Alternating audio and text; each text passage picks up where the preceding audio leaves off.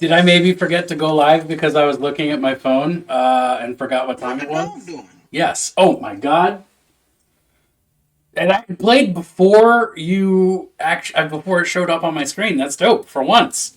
What's up, everybody? Man, everybody's in chat. Half my D&D party's here. This is gonna be interesting. Modular. I love that fish emoji, and it makes me realize emote.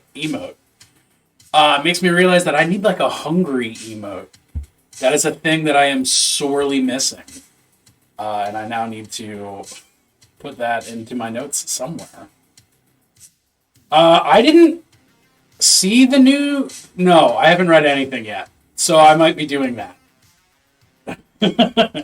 I yep, that's my story. Where is my notes to write down new emotes to make?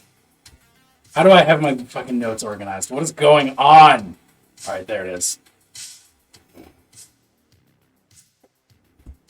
Hunger.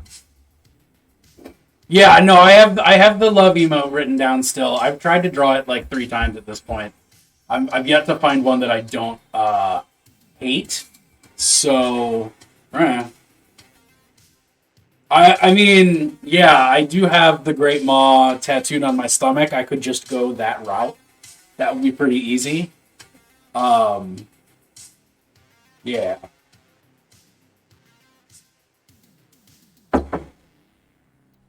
That would be very reasonable. It would only be like my somehow only like my second Warhammer emote, despite that being a center point of my life. Um, okay, one could be squatched with anatomically accurate heart eyes. Well, I've got a thirsty one. Oh, with anatomically accurate heart eyes, that's terrifying. My thirsty one is Hector the Skull with heart eyes. So that's I don't know. What was I about to fucking do, y'all? Is this the kind of day we're gonna have? I'm glad that I'm getting this out of my system now. My hands just did a word I'm not sure. Miserable. It's like miserable. Miserable. It's miserable. It's miserable. I hate this. It's miserable. Uh, okay, so I'm gonna fucking find that document. Claire, do you want me to keep it quiet to myself, or do you want me to read it out loud to the class? Do you want just my reaction and like no explanation? Wow. I got the image. The image is great. That's not. Where am I looking? Oh, yes. Keep it quiet, Mr. Bale, dealer of depression. All right, I will keep my mouth shut. What's up, Shiny Mew? How you doing today, buddy? There it is.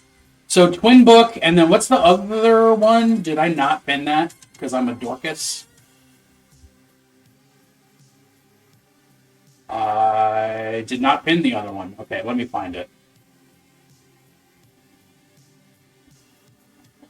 Uh, so many things about dragons in fucking Warcraft.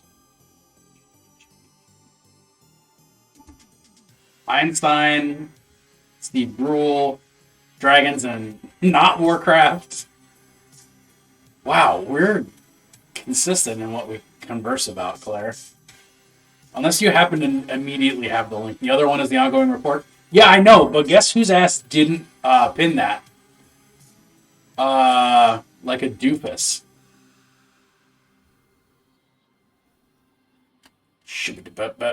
So I'm just scrubbing up and scrolling up. I'm not scrubbing up. God, I just saw Daddy's Mayo again. I hate that. This is a bad time. This is an extremely cursed experience. Character sheet. Oh, is Claire just gonna send it to me so that I don't have to deal with this? Hey, thanks, Claire. Okay, so I'm not gonna show that, but I am gonna react to it. Show me the message. Pinned a message. Oh, tight. I scrolled right past it just as I mentioned it. Okay. Beautiful. Okay, so we're back. We're good. Discord search features has link from user. Ooh. She sells Sanctuary. He deals in Depression. Twin Book was the only updated one. Okay. Can people see the Zygian document? It's so weird navigating secrets publicly. Weird experience.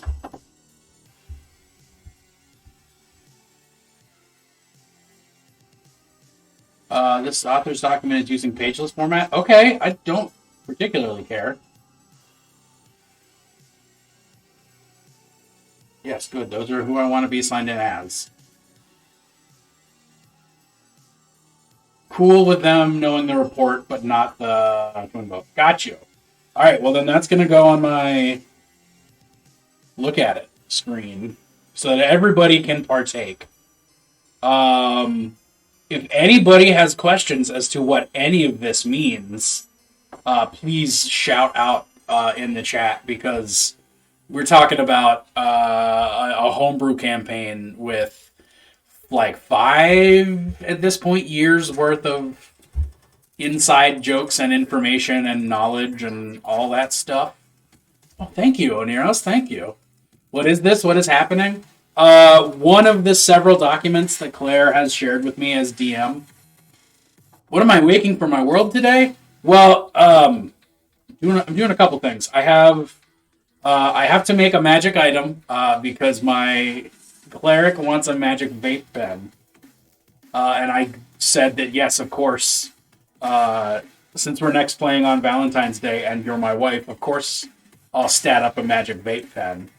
I'm also gonna figure out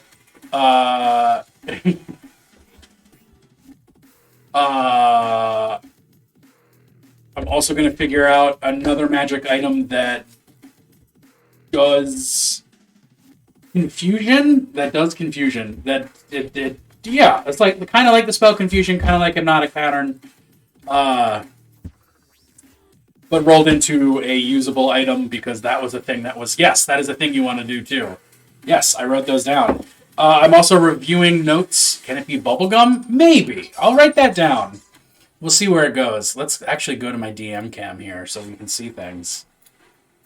Bubblegum? Question mark.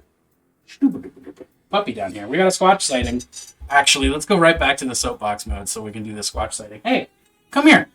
Come here. Hey, Sasquatch. Puppy. Yeah. My little girl. Come in here. Come on up here.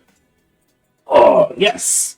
Oh, look at this. Look at this dog. Look at this dog. Mwah. We got a Squatch sighting. Squatch sighting on Valentine's Day. That's a good omen. That's a great omen. I love that the excited Komodo dragon got in there somehow. Squatch. Squatch, squatch, squatch. Oh my god. So many fucking Squatch emotes. Oh, okay. Do you want to keep exploring the basement again? Okay, I'll let you. Thank you. You're a good dog. Yeah, you are. You're a good dog.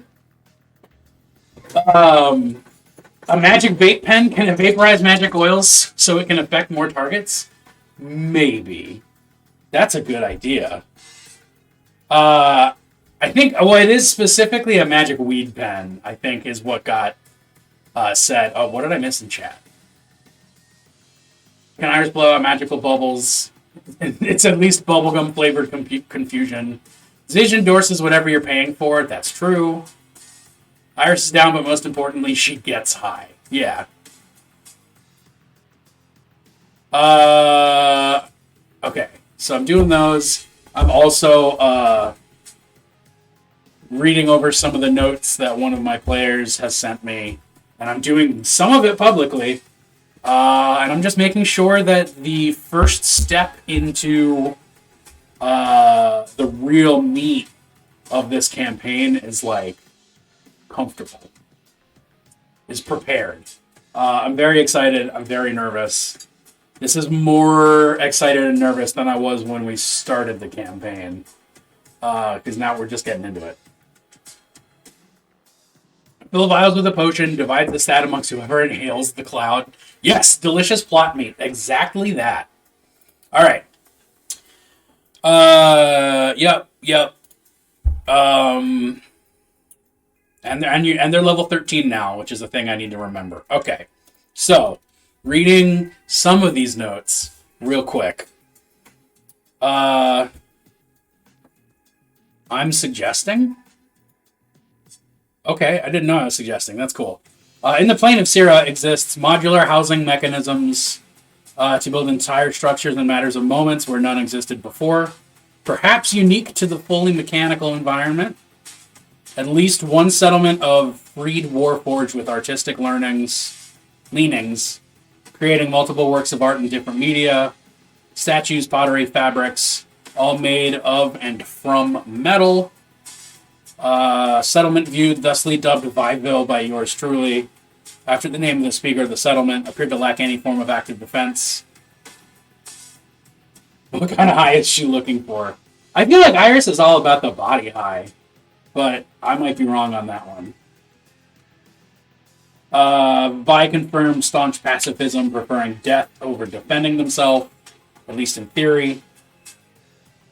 During barter, only request noted was for more and varied resources for creation. That's not wrong, but she's willing to try anything once. That's the Iris we know and love. The ominous Ron does a lot. Oh hell yeah. Oh yo. Okay, so I reorganized some of my emotes. Let's just get fully sidetracked by this. So if you are a true fool and you want to do a cheer of how much is it? I gotta find this. I think if you cheer 10k bits, you get the combination of Ron and Nor. You get the Ron-or. I think that's how I said it. I need to double check that. Emotes. Yeah. Okay. So when you cheer 10k bits, eventually someone's gonna be fool enough to do this. You're only 4,000 bits away. Oh well, there you go. Well, so then here's what you're gonna get when you get there. You're gonna get the Ron-or.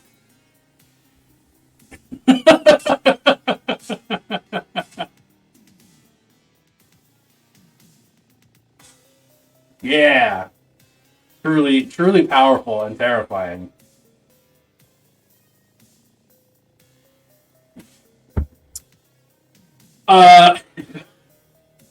Standard Ron and Nor. Yeah. Was the standard Ron, I think, is 1k? Yeah, and then Nor is 5k.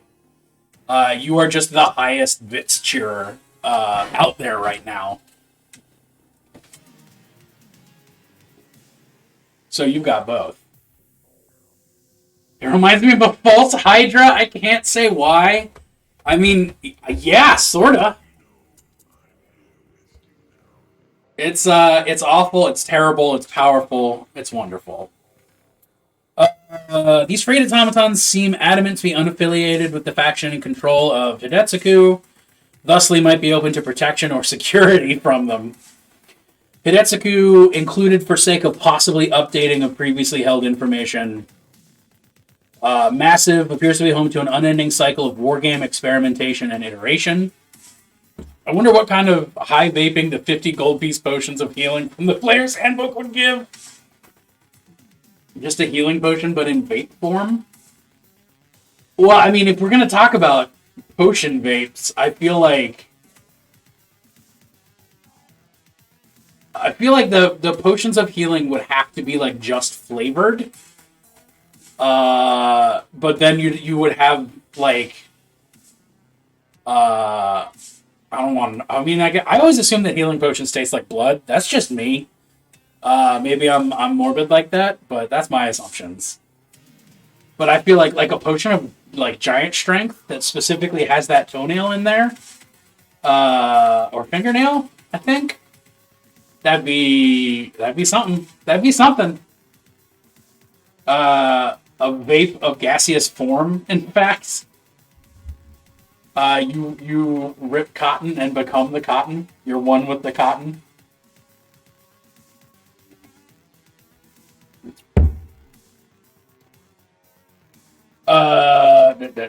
Exosha has become a eusocial entity inhabiting multiple constructs simultaneously. Once again, ripping from Percy Jackson, healing potions taste like your favorite food.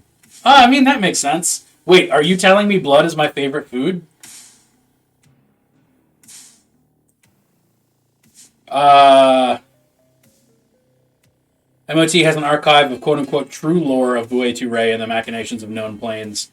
Under no circumstances should any attempts to pierce the depths of the fortress be made. Well, they did. In the Abyssal Plane, Valkyrie's Fist has been renamed the Chamach 2. Books on mining, alchemy, interplanar travel. One on mining.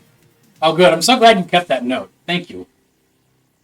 Okay, now I'm going to read the notes you sent me last night, 2 days ago, something like that. But I'm not going to show them to the world. So let's do this. Let's change to this mode. And bring my page down here. Okay.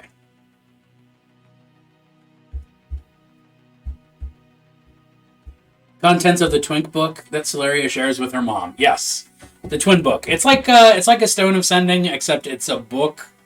You write in it instead of sending with a stone and verbally. It's that. There you go. Did you do Twink book intentionally? Because we don't really have any Twinks involved in this game.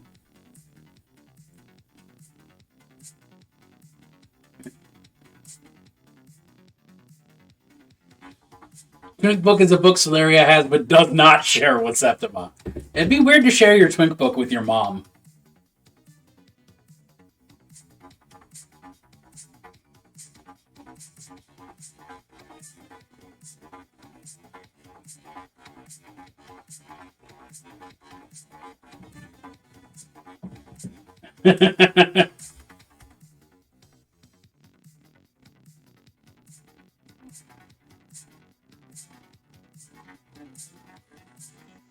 Oof. Rude. Rude. Being rude to NPCs that I've created. I support it, though. Maybe instead of 2d4 plus 2 healing, vaping heals them 10, but it takes an action to receive each point of healing. So putting in the potion gets you 10 charges that each heals 1 HP. Oh, that's rough.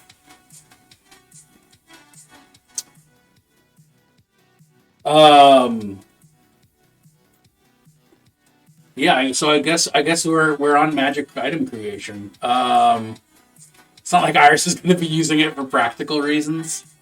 Junebug, just so that I can clarify with how strong I can or should make this, is this an item that Iris has had on her the whole time? Or is this something that you're going to pick up whilst... Okay, she's had it on her the whole time. Okay. Saluma gave it to her.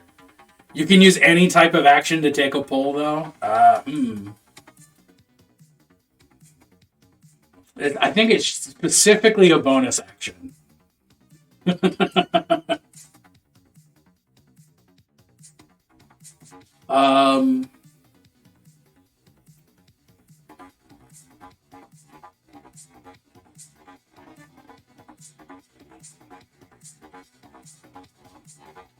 Actually, I kind of really like that idea of having it be a reloadable vape cartridge. I'm here for that.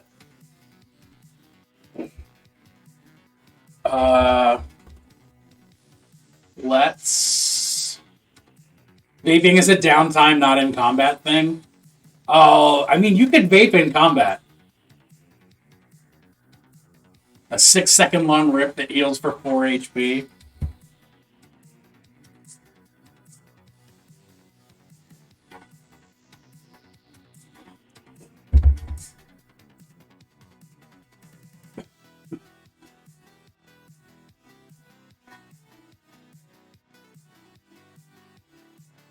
Hmm. I'm trying to figure out how I can make this maybe actually a slightly serious item instead of literally just a joke. But maybe it's going to wind up being literally just a joke.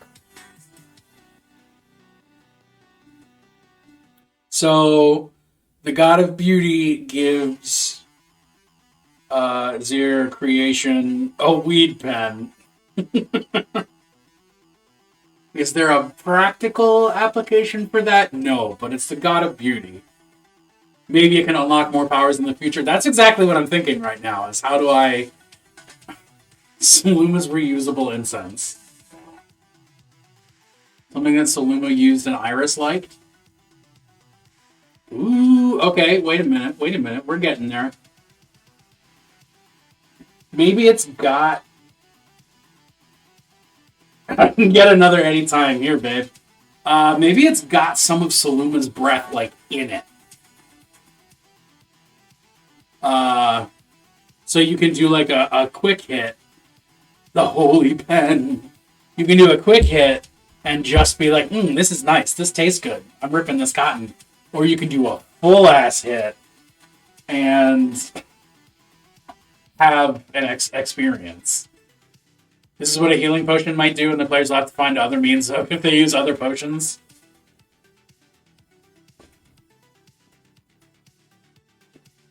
I like that. Edwin, I like the way you think.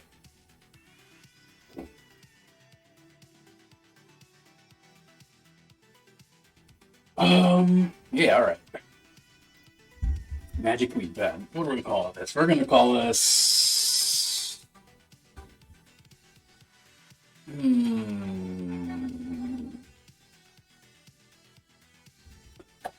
This is why I opened up my document that has everything in it. So I can click on the name Saluma and look at the other titles I've given Z.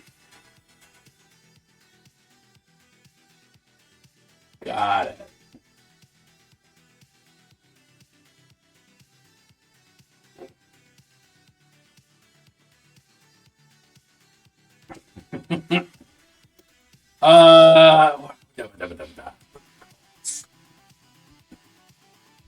What are the names of some weed pens? What are the? I've never looked this up before. Vape pen names. Wax pen. Wax. That's not what I want. I want brands, not names. Vape pen brands. Oxva, Boo Poo, Inokin. Why do they all have goofy names? Freemax Marvos, Aspire Flexus, Smock Burpum, Geek Vape. There you go, Geek Vape. The most accurate of the bunch, no doubt. Because goofy ass people smoke vapes. Soluma.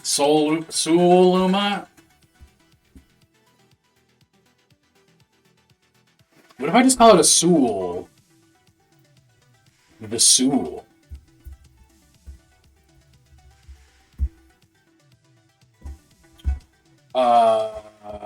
Wondrous item.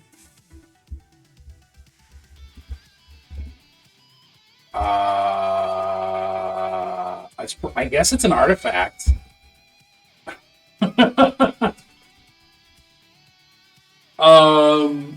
Soulfire incense. Actually, that's pretty cool. Let's go with that.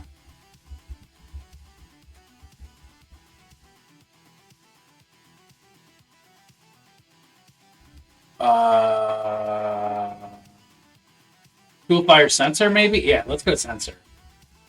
Soulfire sensor. Because the sensor is what you burn incense in, right? So I think it is. Don't correct me. I don't need to actually know. I only use that term all the time. This. What do you think? Thumb sized? Yeah.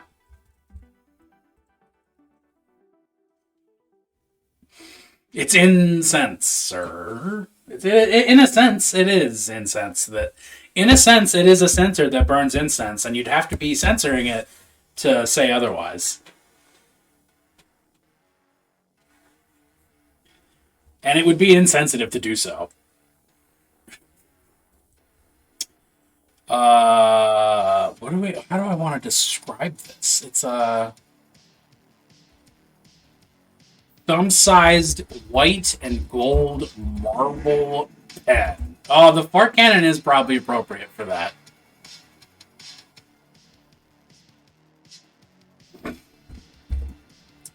Uh, is it? I mean, do we call it a pen? What else would you call it? Like a whistle? It's a pen.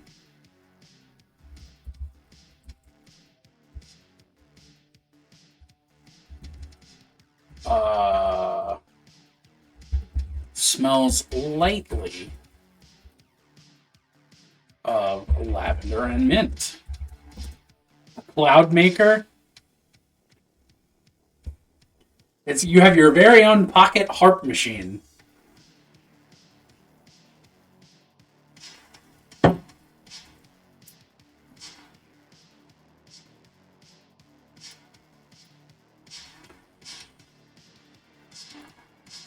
Is that not how you spell lavender? It's not how you spell lavender. All right. I learned a thing today. Okay.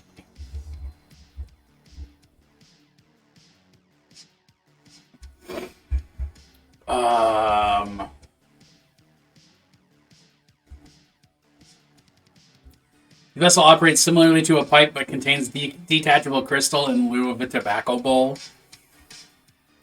I mean, I'm going to say there is a crystal on one end. Well, yeah, I mean, fuck, actually, that just does the whole thing.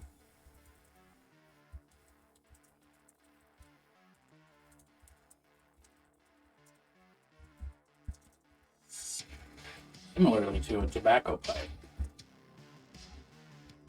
Which contains a crystal. In lieu. And crystal... there are crystal pipes, I'm here for this vibe, and crystal-shaped bowls. I mean, there you go. A little bowl.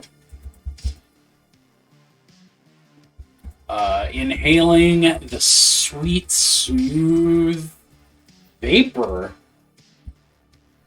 of this vessel grants a feeling of joy and comfort.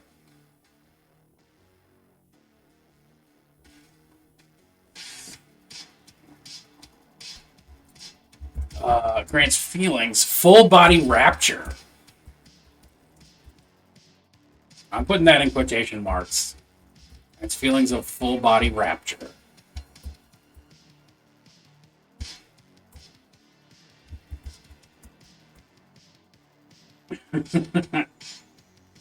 Yeah, nice.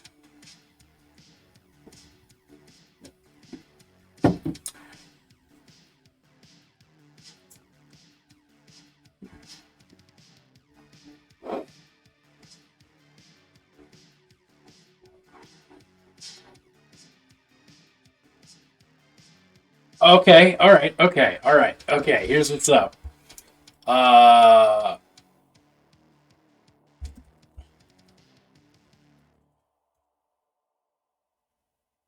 As a free, without requiring an action. Do you want to make it a bonus action?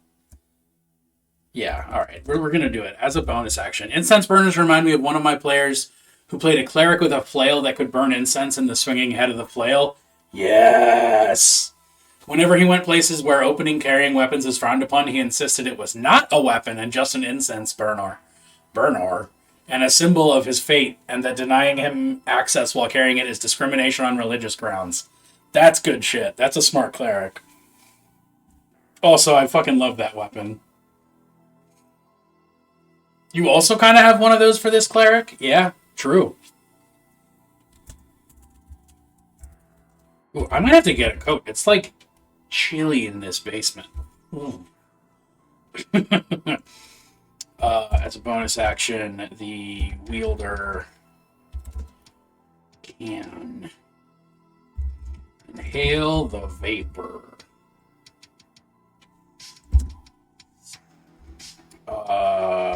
Healing 1 hit point.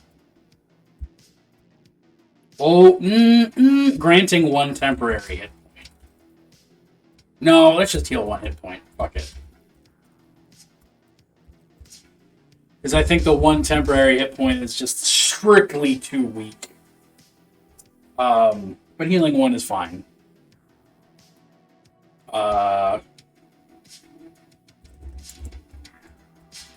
Soulfire sensor. Ooh, does it require attunement? I think if I'm gonna make it eventually have real powers, maybe.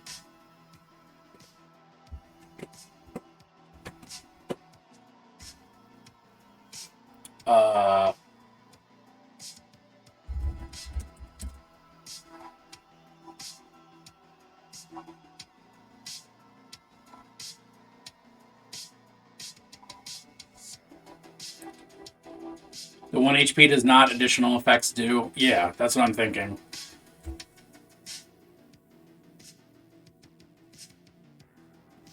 Does the healing 1 HP have a limit on how many times a day? Yes, I'm just trying to figure out how I want to do that limit. I don't want to do proficiency bonus because that's going to be low even though everybody's level 13. I might just do limits on character level.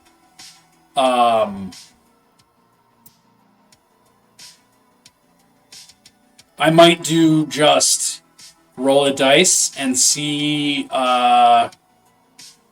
if you run out.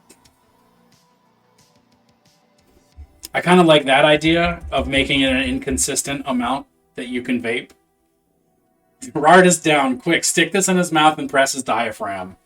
Actually, you know what? I'm going to specifically mention this healing cannot be utilized by an unconscious creature.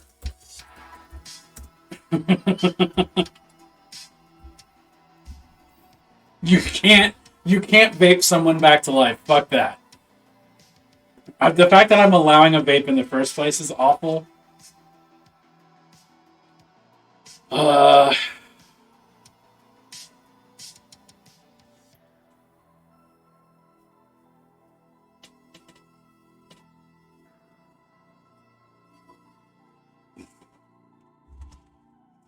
Or to stabilize a dying creature.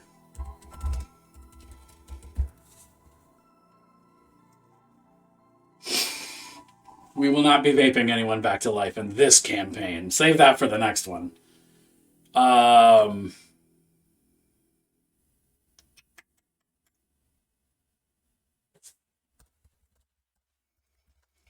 Every time this action is taken, the odds of rolling a 1 on a d20 are what, 16%? Isn't that what it works out to?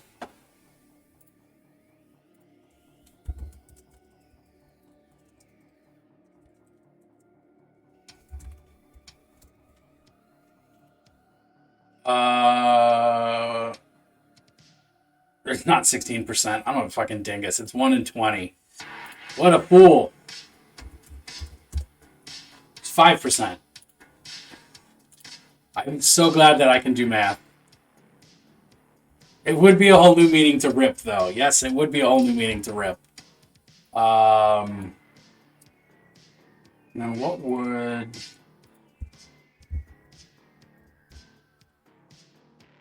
About 8%?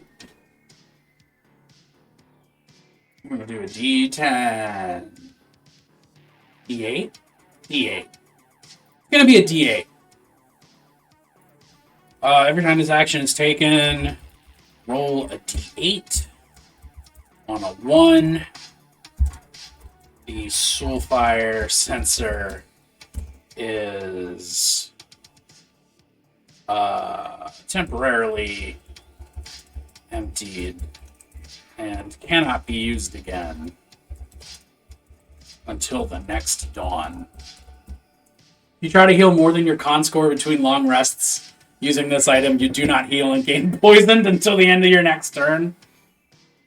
You can give yourself popcorn lung. That's funny as fuck.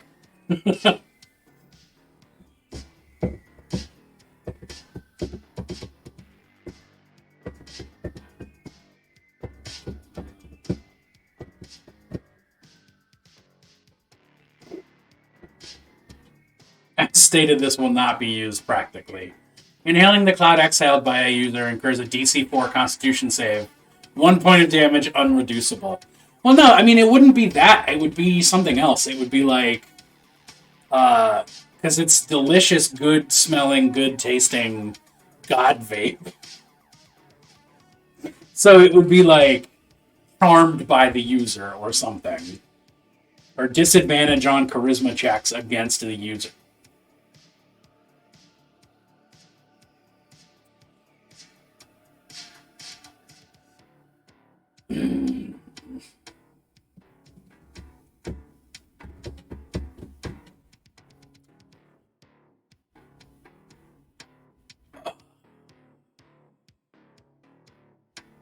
It's supposed to be good, you just inhaled it wrong.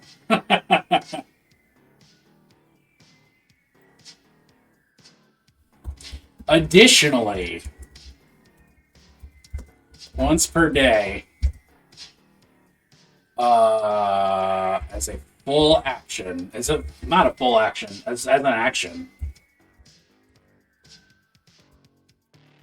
the wielder can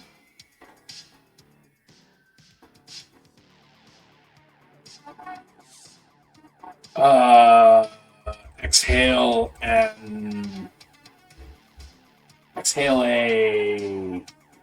tremendous cloud of the soporific incense. Why can't it be used on unconscious targets? Mouth-to-mouth resuscitation is a part of CPR. It's because I'm offended by the concept of vaping someone back to life. It will not be happening. DM fucking fiat. I'm not allowing vaping someone back to life.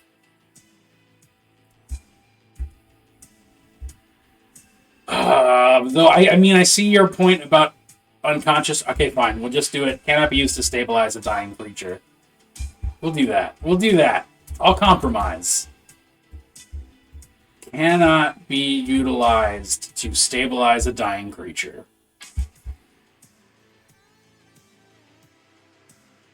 It's like the person receiving CPR is actually inhaling the smoke. I mean, fair. We'll do a tremendous rippling of this soporific incense vapor. On a target. Well, if you're ripping cotton, you're just going to get everybody, right? You can't really direct it. I don't know. Can you direct vape clouds? Why am I Googling this?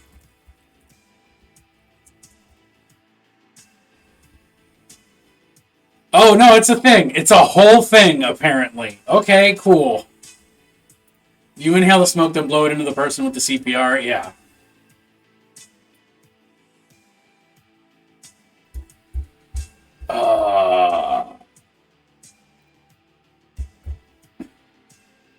Gotta use rippling so that rip can be canonical verbiage. Oh god, I forgot about True Chat entirely. Oh shit, okay. On a target within 5 feet.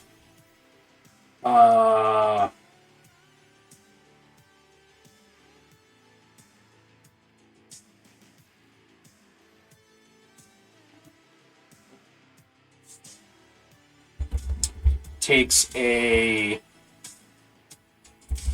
con save. DC equal to your... No.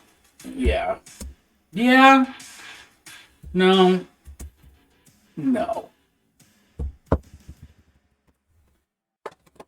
Takes a con save. Ooh, we'll call it DC 13. That's 14. It's Valentine's Day. It's DC 14. It takes a con save, DC 14, or suffers disadvantage on all charisma-based checks against the wielder.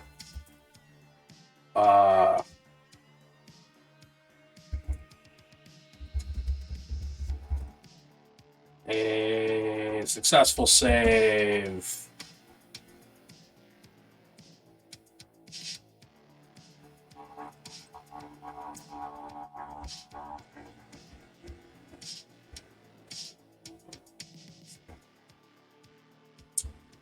The first moral to be deemed absolutely perfect by Soluma. Use of their prominent nickname has led to the term absolute Chad to be used in reference to aesthetically overwhelming folk. There you go. True Chad, the first hottie. I fucking completely forgot about that. On all charisma based skill checks.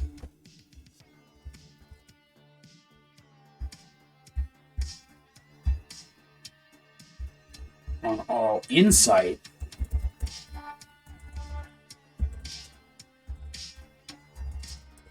checks.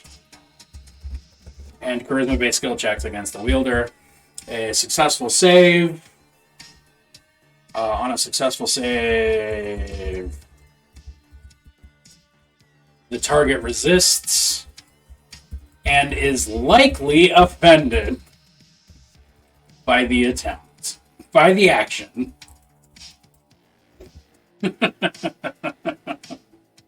Because if you rip cotton in my face, I will be pissed.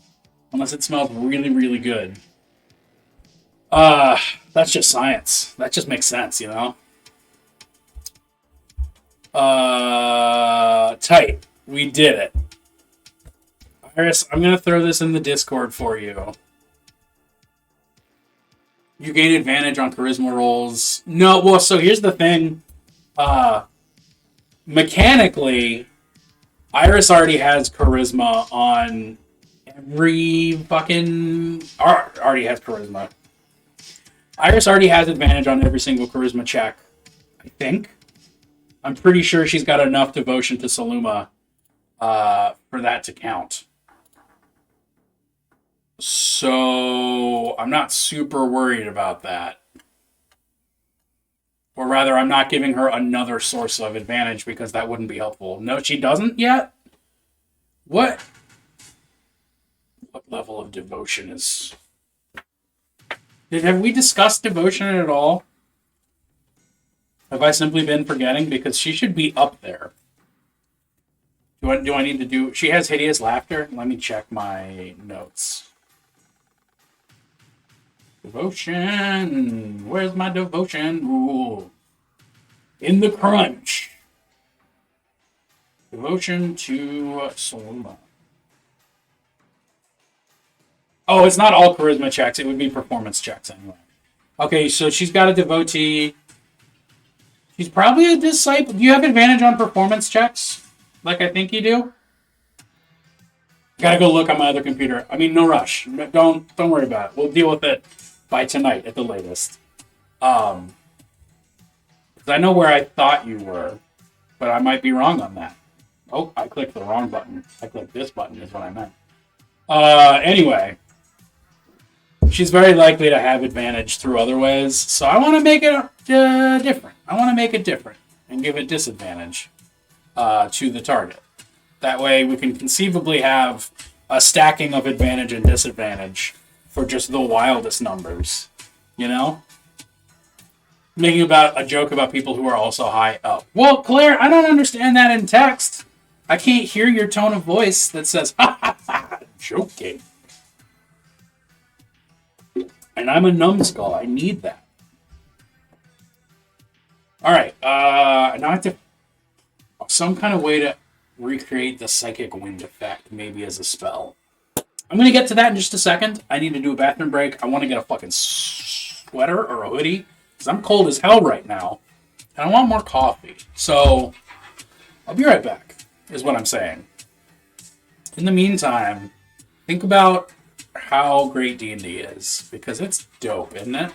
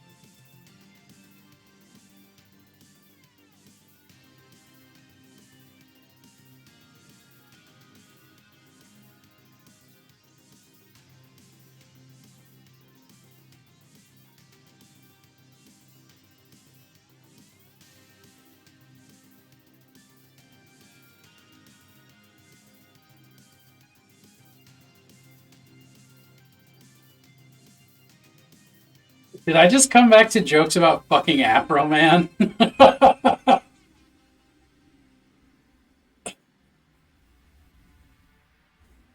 Good golly. It seems like I did. What's up, everybody? I got more coffee. I'm brewing another pot also. Life's good on this here Tuesday. I hope everybody's having a good Tuesday. What's everybody up to? What's everybody doing?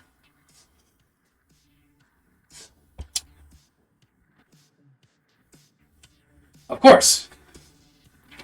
I my general rule with coffee is that if it's before like 3 p.m., I'm just gonna make another pot.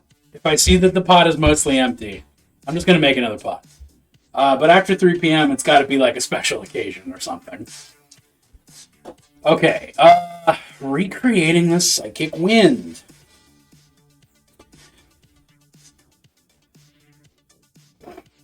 So, well, let's just part the curtain. Where did I put that? Not there.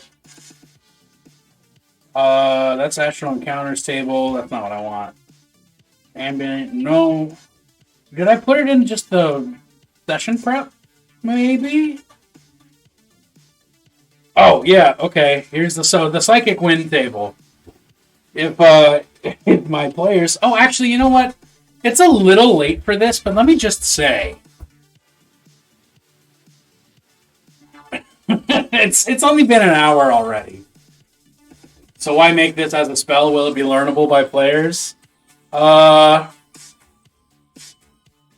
It's probably going to be simplified. It might just be the spell Confusion or Hypnotic Pattern or something between the two. I might see, as always, before I make something, I'm going to see if it exists. Now, I didn't do that with the vape pen, but when it comes to something like a spell, I'm gonna see if it exists. Not a spell. Yeah, a spell. I'm gonna see if it exists first.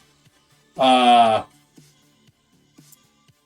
I basically ignored all of that that I wrote and just winged it when it came up. But basically, every basic logic behind this was that Iris was like, "Wow, pretty bubbles. That was fun," and now wants to recreate it.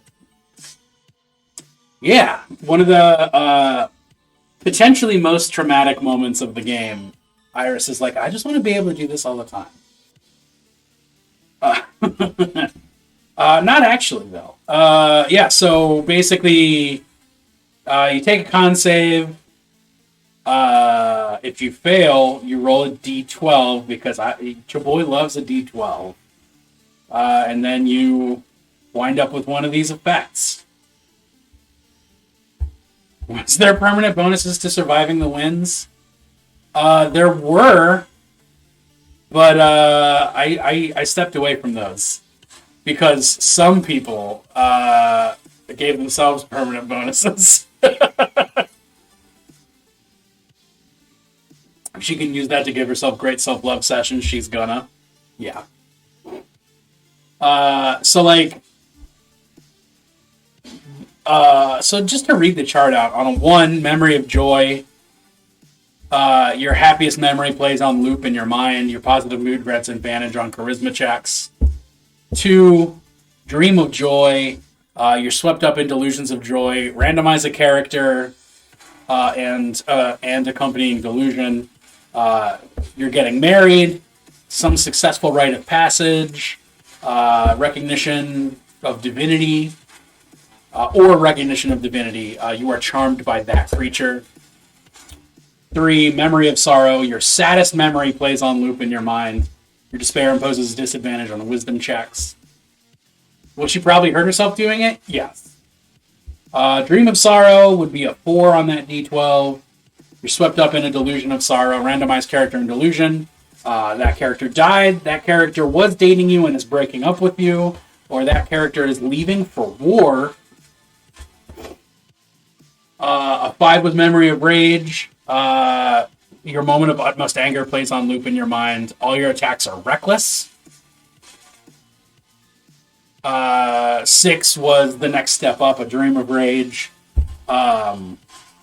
You have a delusion that a random character has either stolen a prized possession, murdered one of your loved ones, or has been trash-talking behind your back. Your attacks are reckless, and you need to pass a wisdom save not to just attack that person.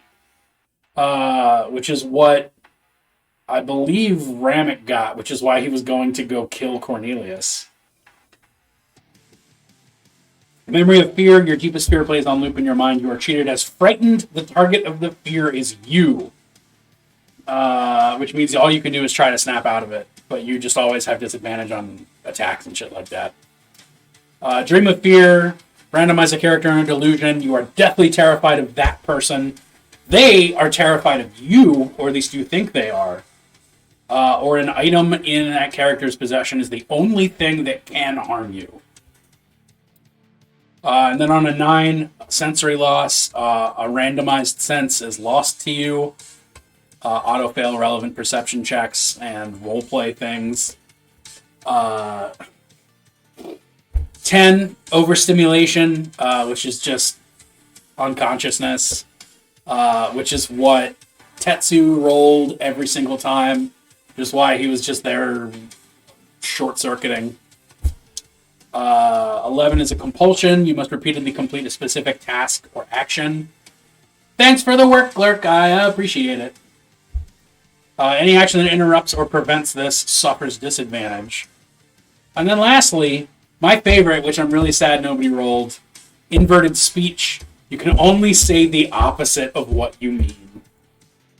Absolutely no mechanics there, just roleplay. But God, it would have been fun.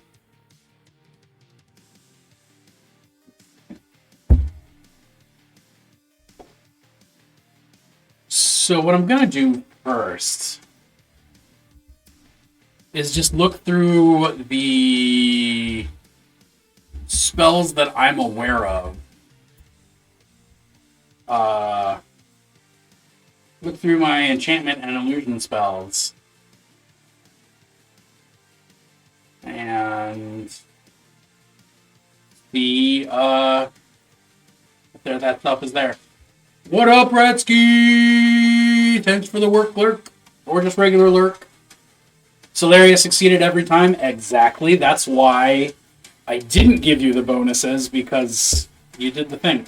Crown of Madness would be a good call, wouldn't it? Crown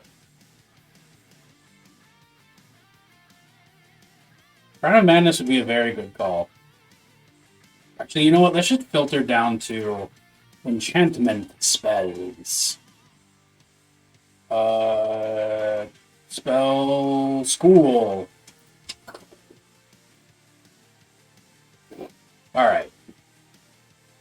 We'll go by level. Not starting with level 9, maybe. But Crown of Madness is level 2. One humanoid of your choice that you can see within range must succeed on a wisdom saving throw or become charmed by you for the duration. While the target is charmed, a twisted crown of jagged iron appears on its head and madness glows in its eyes. Charmed target must use its action before moving on each of its turns to make a melee attack against a creature other than itself that you mentally choose. The target can act normally. On your subsequent turns, you must use your action to maintain control over the target or the spell ends.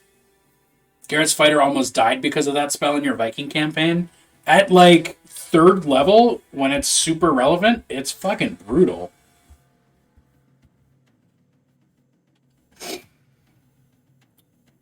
What is... Okay, let's look at Confusion real quick.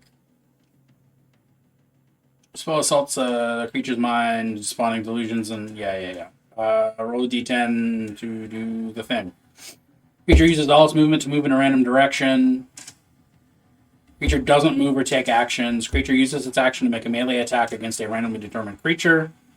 Or if it does, if there's no creature within reach, it does nothing. Creature can move and act normally.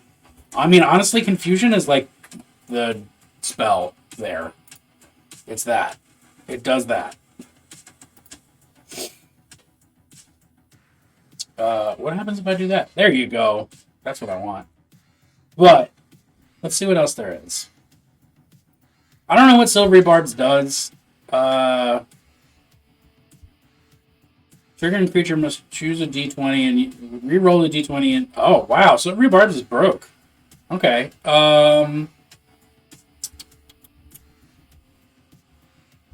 Charmed creatures won't do things they know would put themselves in danger. Luckily, dropping your weapon near a close friend would never knowingly be dangerous.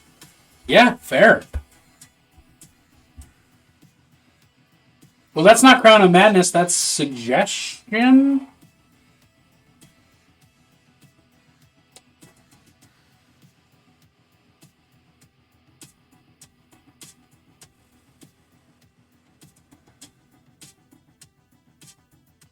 Yeah, can't knowingly put yourself in danger is a different spell.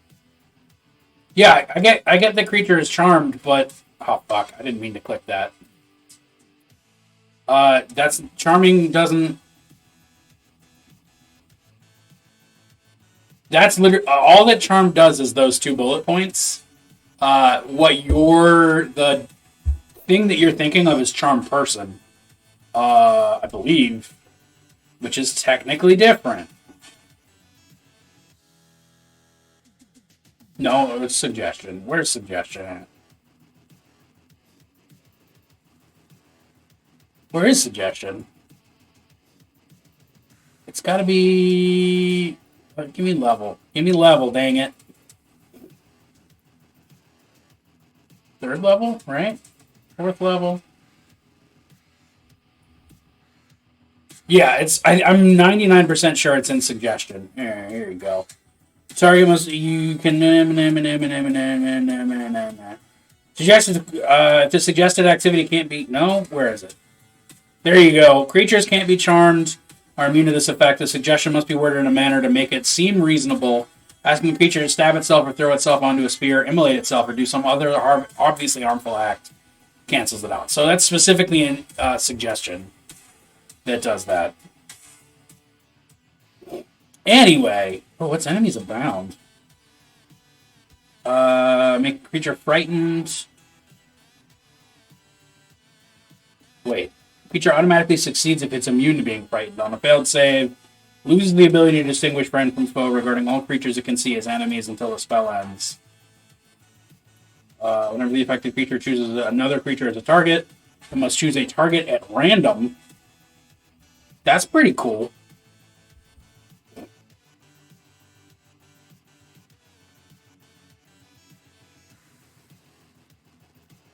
What's compulsion?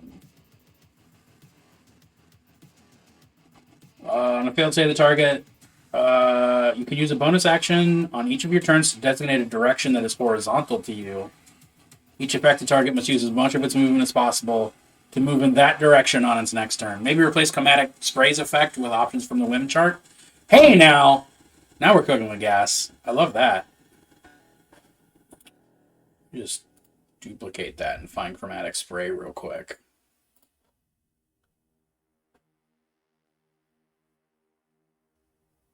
Oh no, Color Spray. Color Spray is what it is called. Chromatic Orb and Color Spray. A dazzling array of flashing colored lights springs from your hand. Roll 6d10. This is how many hit points of creatures the spell can affect. Creatures in a 15-foot cone originating from you are affected in ascending order of their current hit points, ignoring unconscious creatures. Starting with the lowest hit points total, each creature is blinded. Track creature's hit points from the total before moving on. Creature's hit points... Oh, is it just blinded? Yeah, okay, so it just blinds things. Versus Chromatic Orb.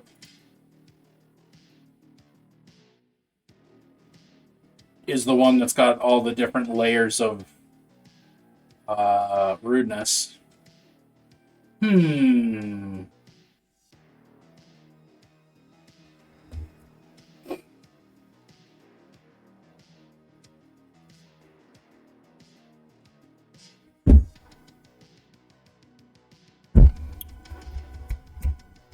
We're giving that a possibility. Oh, that was a short ass meeting. But hi, you're back. We could do a Geish, but that's a high level. What have we decided for your toys? We're working on it. We haven't decided anything yet. Color Orb is a cantrip that might also work.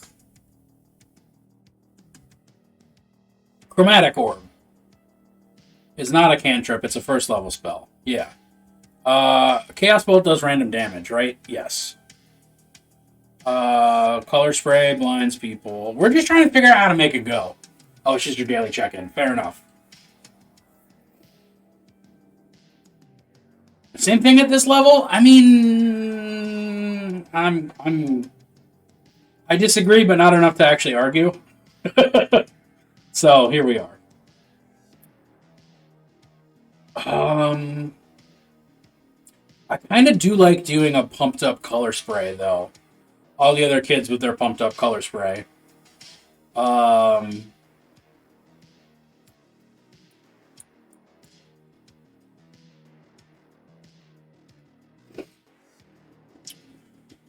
I just gonna design a spell now? Oh, I forgot to fucking put the thing into the magic items list. Hold on. I want to not forget stuff. Alright? I'm gonna copy this and put it into Discord. Magic items.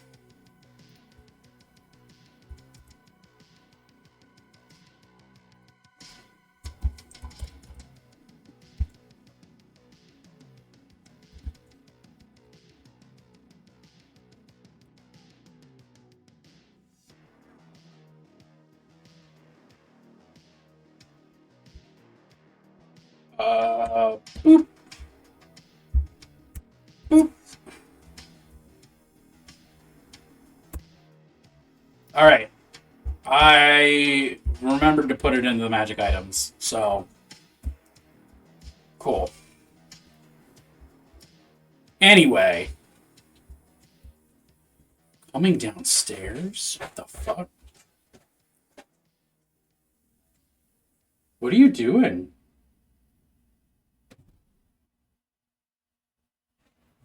Oh, food. Yeah, you! I didn't expect you to be down here.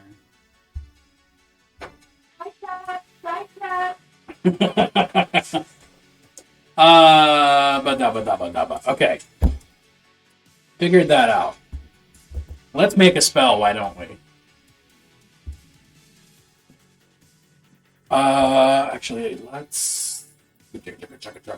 Magic items...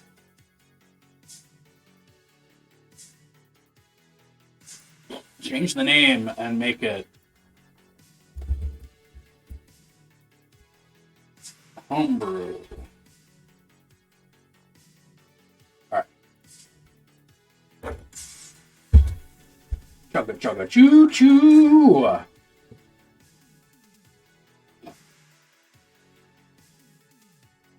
Wind of Moats is a good name. What's up? Rose, how are you today? I was thinking Psychic Moats or Psychic Maelstrom feels a little bit too powerful of a name. Also might already exist.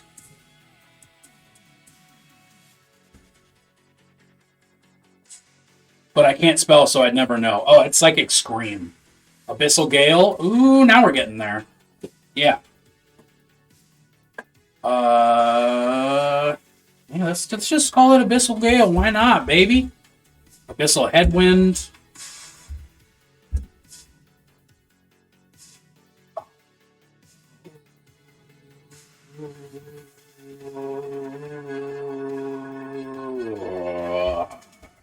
If it ain't broke, don't fix it. I'm calling it Psychic Winds. You know? It's simple. It does the job. Rose, how are you doing today, my friend? What kind of delicious, juicy freedom are we experiencing? And can you explain to me why I picked those words in that order? Because what the fuck was that?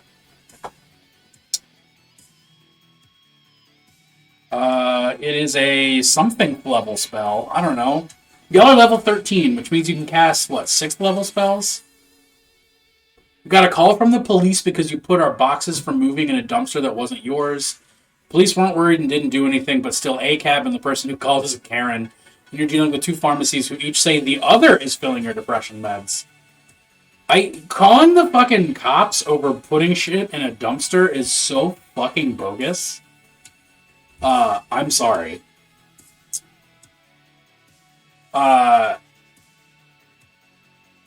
I would love to be able to bring some trash over and put it in the wrong dumpster for them. And just like stare them in the eye while we do it. Do a conference call with both pharmacies? Oh, let's... Well, okay, so what level is confusion? Confusion is 4th level. Compulsion is also 4th level. Let's... 4th, maybe 5th level? That's not it. That's not where I wanted to click. I wanted to go here. Let's call it 5th level to start. Nothing has to be permanent. It's definitely enchantment. Not that I can type enchantment.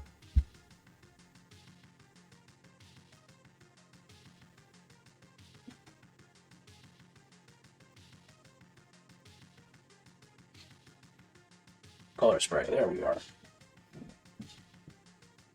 Casting time, range, components, duration are the other things I need. Upcasting increases the area of effect.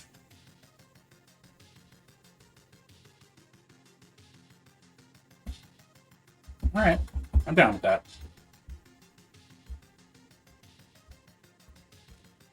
And I guess these are italicized. Fuck, I already forgot what my other things are. Casting time, range, components, duration.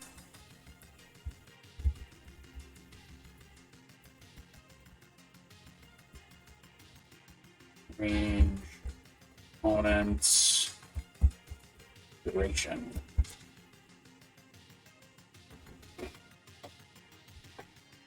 Casting time 1, action.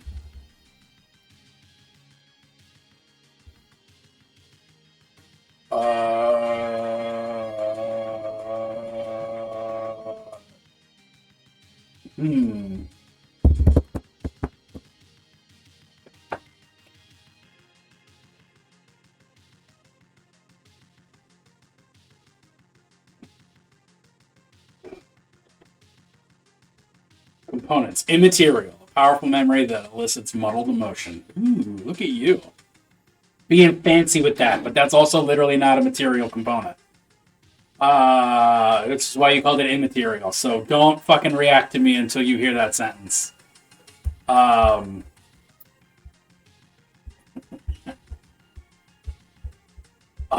what do we think? What do we feel? How do we do it?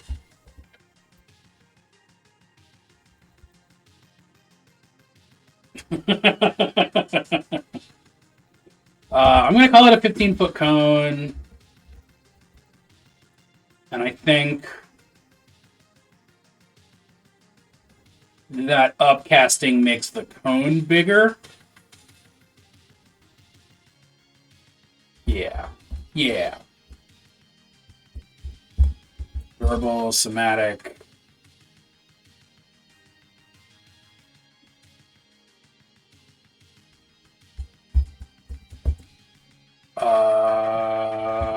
We'll do question marks.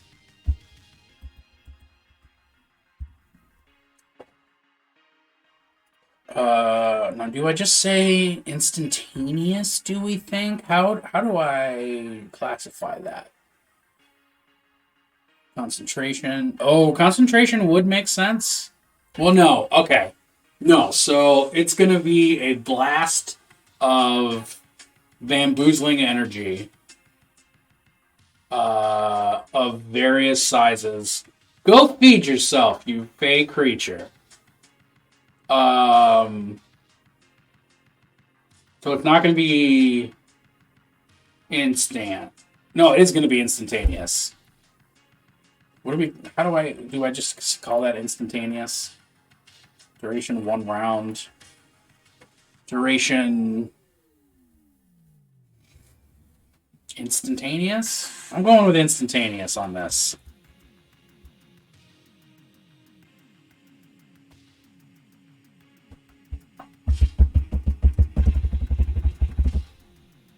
Hmm.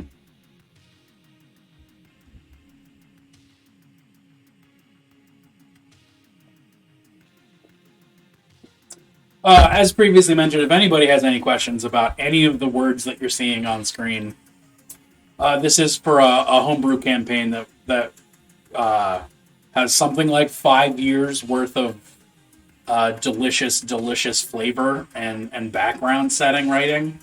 And I would love to explain any or all of it to you. Uh,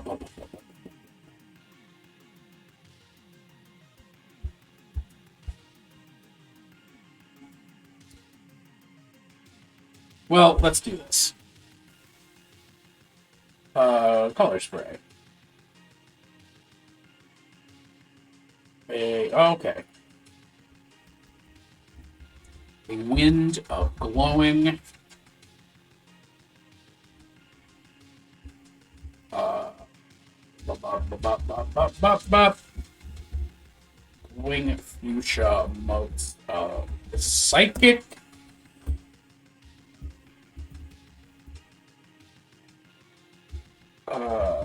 No. Okay. Otherwise imperceptible wind. No, a sudden wind. Carries a sparkling shower of glowing fuchsia psychic motes.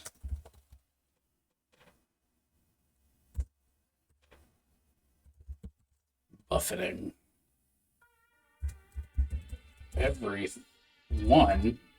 every creature in the area.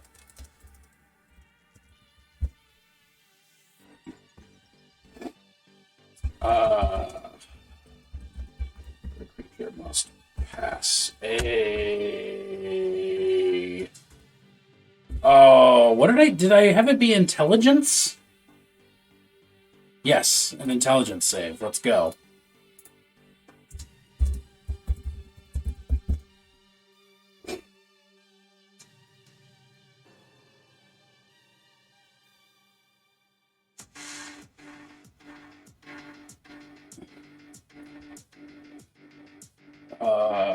Every feature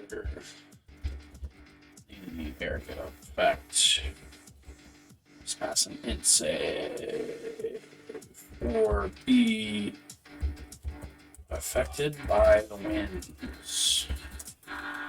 By the motes.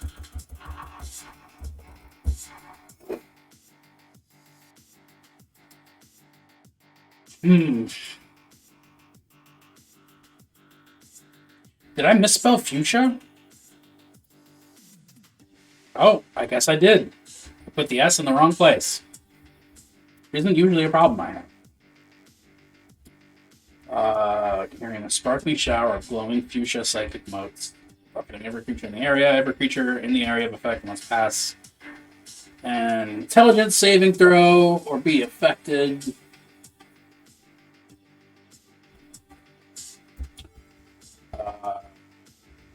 Mindless creatures.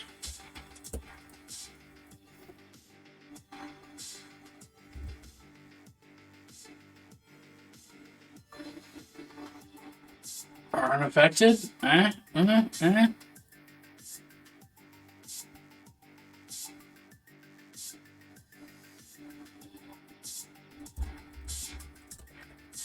Yeah, mindless creatures are unaffected.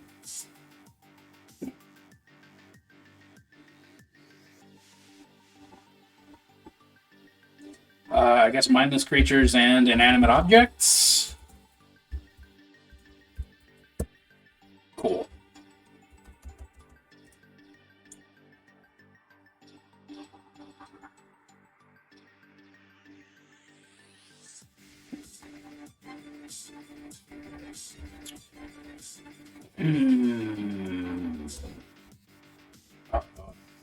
Creature that fails the initial save and repeat an save at the end of each of its turns to shake off the effect.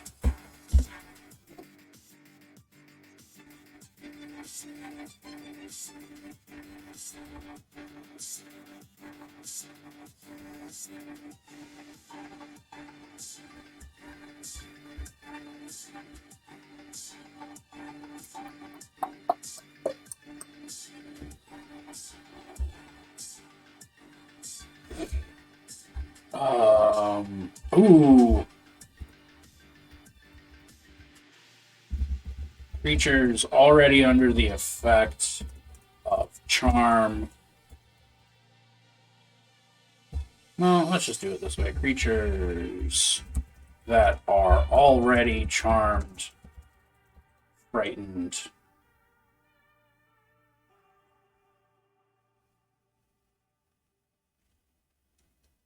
or unconscious are unaffected. I'll put that up there with mindless creatures. Are unaffected, although this does not count as a. Although this spell does not count as charmed or frightened for any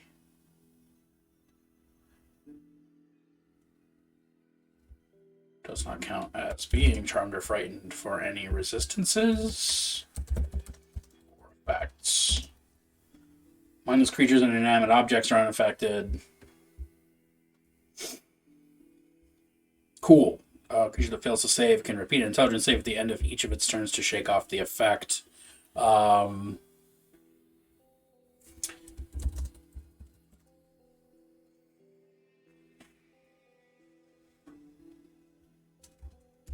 effect ends naturally when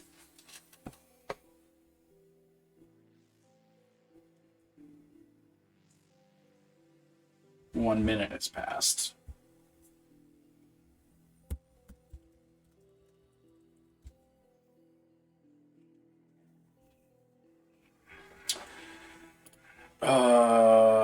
At higher levels is that. Okay. I'm extremely aware at the moment that I'm not that I don't actually have any effects on this spell yet, and that's cool. I'm dealing with the other mechanics first.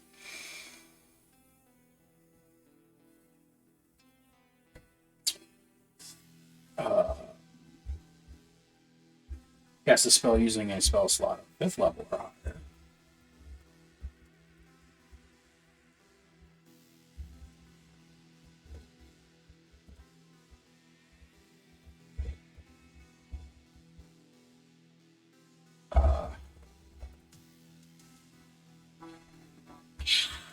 Dare I say double the size of the cone?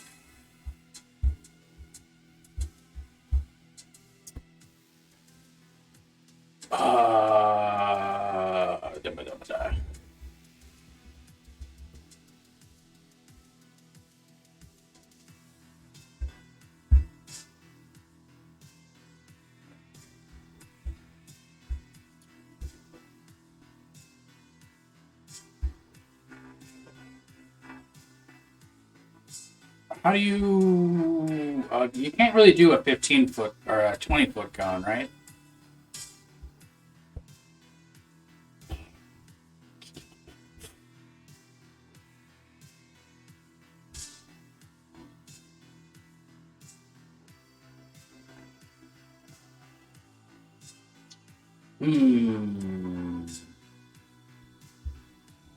What would a 20-foot cone look like?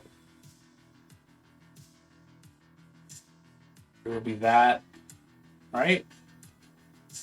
1, 2, 3, 4, 5, 6.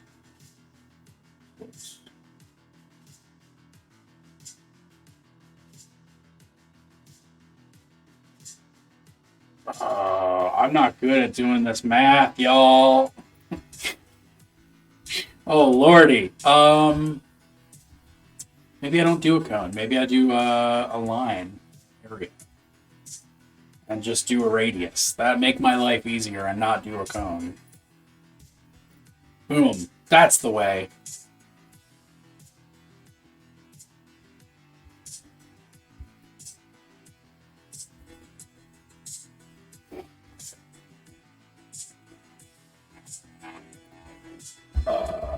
Explodes outwards from you, carrying a sparkling shower of glowing fuchsia psychic motes, buffeting every creature in the air. Self 10-foot radius.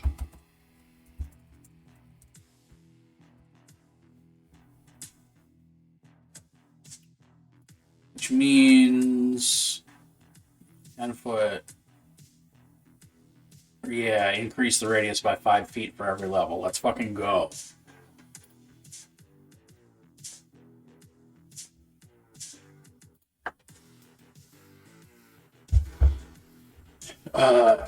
Increase the radius of the area of effect by 5 feet per spell level.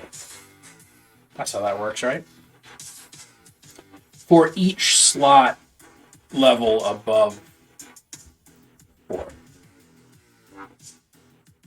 5 feet for each slot level above 4. So, 4th level, it's a 10-foot radius. 5th level, it's 15. 6th would be 20. 7th would be 25. 8th would be 30. And 9th would be a 35-foot radius.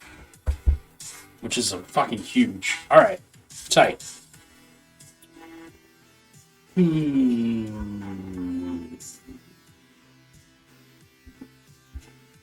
I need more coffee, so I'll be right back, and then we'll figure out the effects of this spell.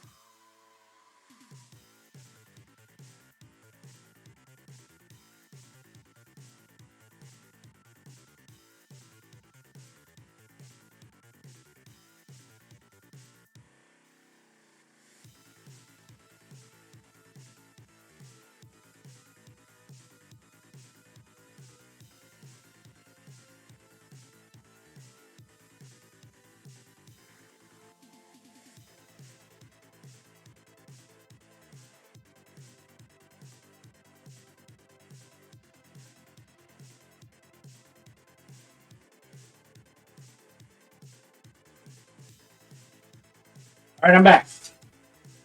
And I'm here to figure out what the actual effects of the spell are now that we've done everything else.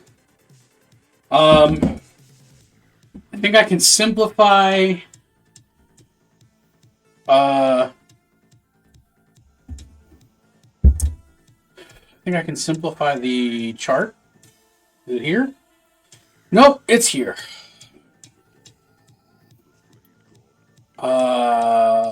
Probably make that down to a D6. Joy, sorrow, rage, fear is 4 with 2 more. Yeah, I'll just remove the really roleplay-y ones. And there you go.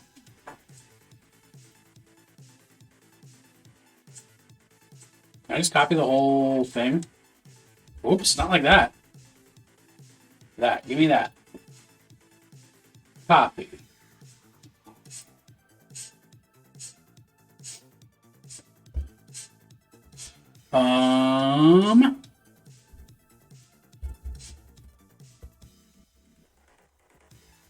Affected creatures must roll a d6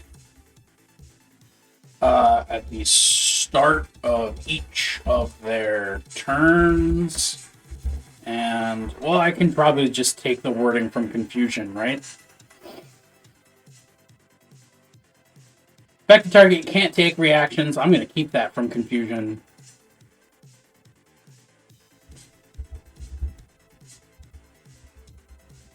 Affected creatures can't take reactions. And must roll a d6 at the start of each of its turns to determine its behavior.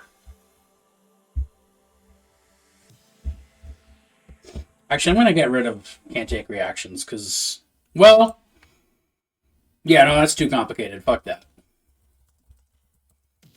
Start of each of its turns to determine its behavior. All right. I'm going to pull. Nope. Get that out of there. Get that out of there. Get that out of there. Get that. Whoop. That out of there.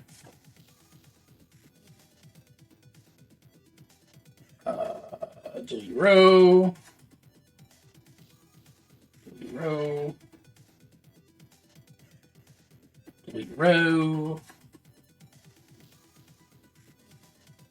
Zero. That's a 2. 3. Oh, no. 4. 6. Don't need these numbers. Inverted speech is going to go all together, even though it's cool and fun.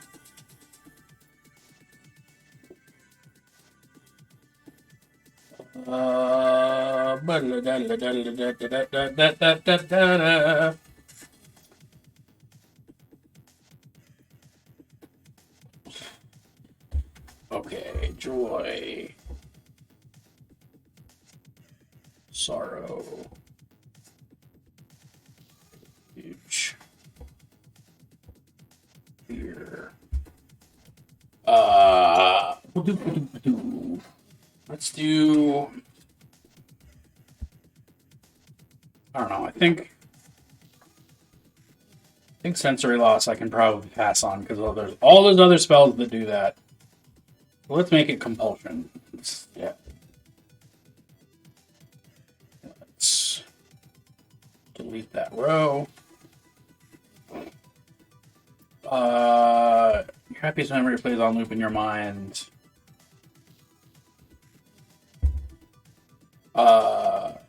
You cannot attack or cast any. Not cast any spells, but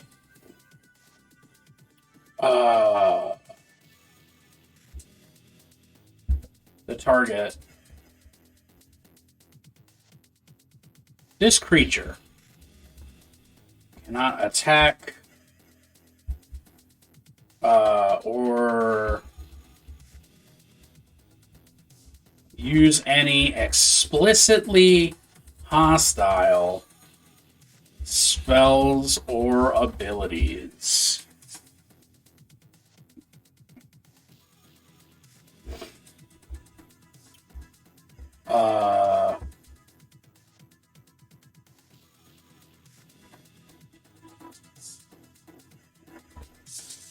I think don't need that. But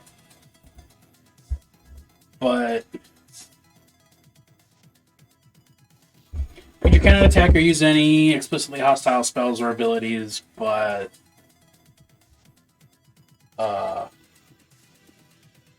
will move closest to the nearest other creature instead.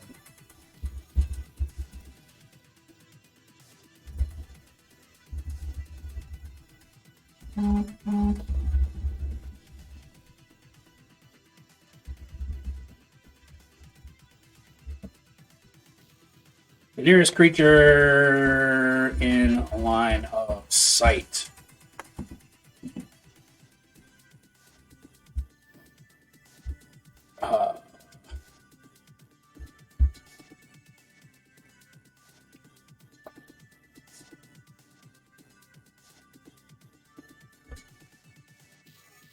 Sorrow, your saddest memory plays on loop in your mind.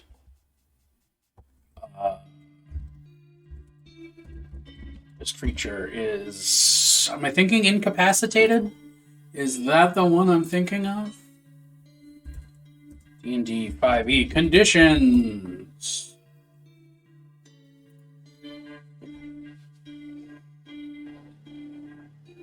Not blinded. Deafened, frightened, grappled, incapacitated, can't take actions or reactions. Yeah. Because you can be incapacitated without being stunned or anything, right? Stunned creatures incapacitated can't move and can speak only falteringly.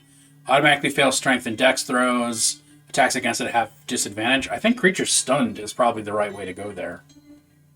So let's do that. This creature is stunned.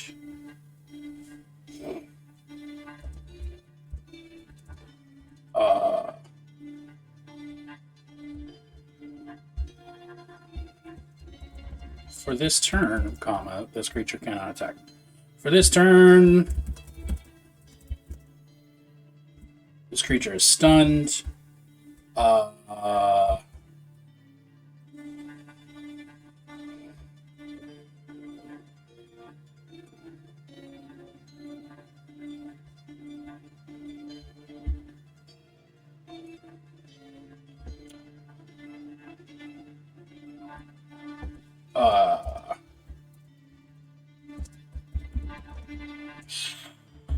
don't know. Let's come back to joy because I feel iffy about that. But for rage, your moment of this creature must use a melee attack.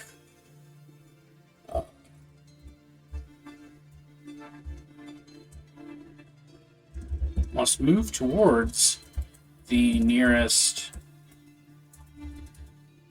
creature and attack it in melee if possible after the move. All these attacks are reckless.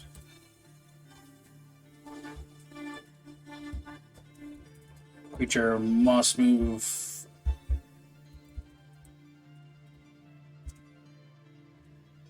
towards the nearest visible creature and attack it in melee if possible after the move. All these attacks are reckless. If melee attacks are not possible,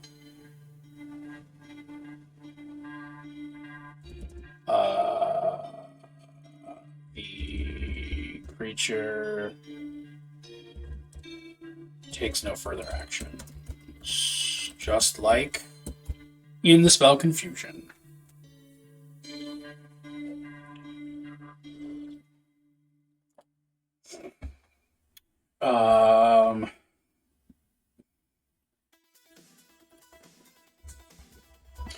This turn, the creature is frightened.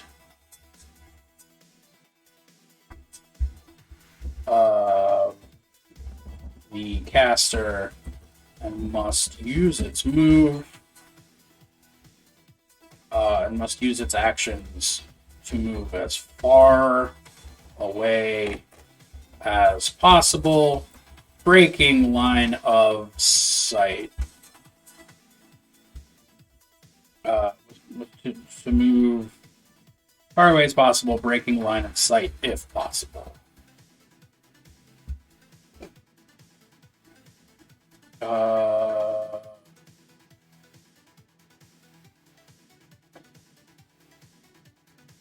Okay. Joy. Happy Swim replays on loop in your mind. For this turn, this creature cannot attack or use any... Oh, well, I can just say this creature is incapacitated.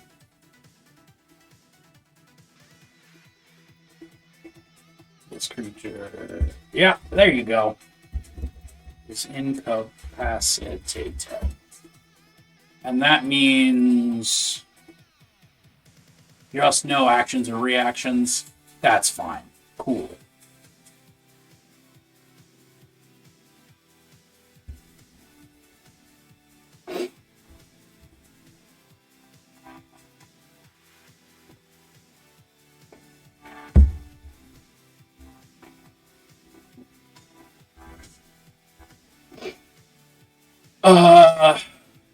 For this turn, this creature is incapacitated. Do I...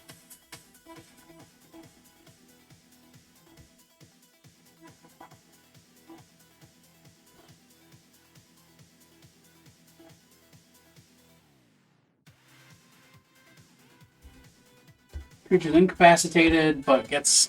There's got to be an upside to the joy, right? You're not just going to stand there. You're going to stand there and be real happy.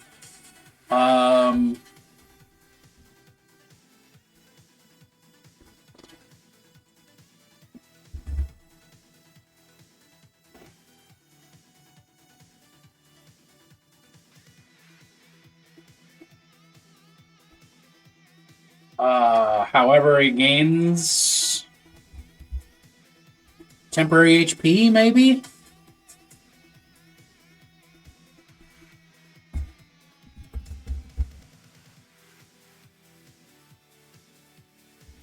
But gains temp HP equal to the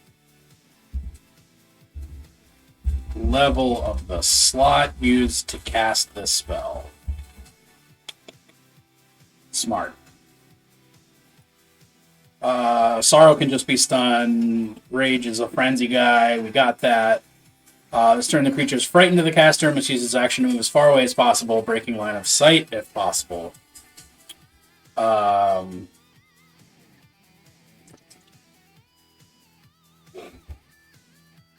think unconscious. An unconscious creature is incapacitated.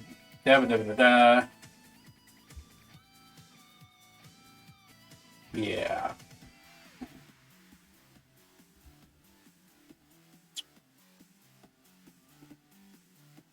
Ooh, alright. What did I just delete? Nothing. That's dope. For this turn, this creature is unconscious. This creature is unconscious.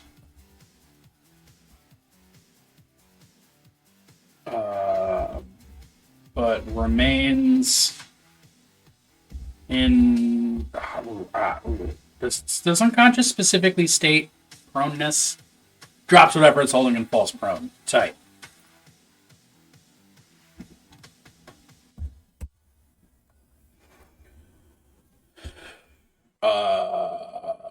Yeah. So then what do we do for...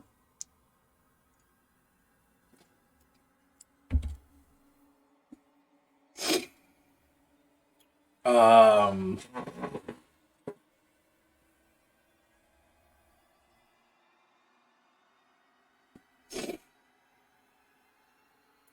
Our senses are overwhelmed by illusory input. This turn, this creature is unconscious.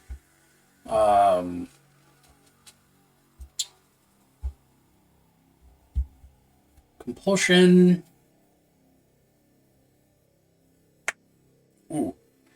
Poppin' Knuckles feels good.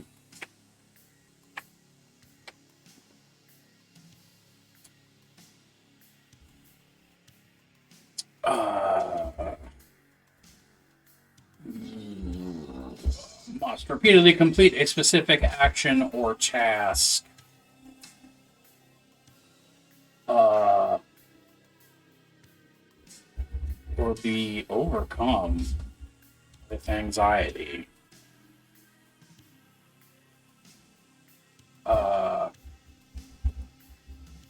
This creature can act normally this turn.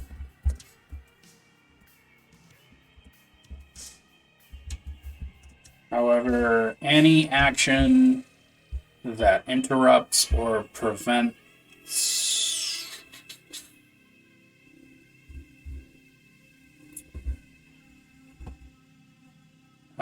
any action, I want to just say any useful action suffers disadvantage. Any action other than movement or the use item action suffers disadvantage. Which does mean, I guess, you could technically, like, flip switches or hit buttons or something, but I think that's right for a compulsion. So, fuck yeah, that's dope.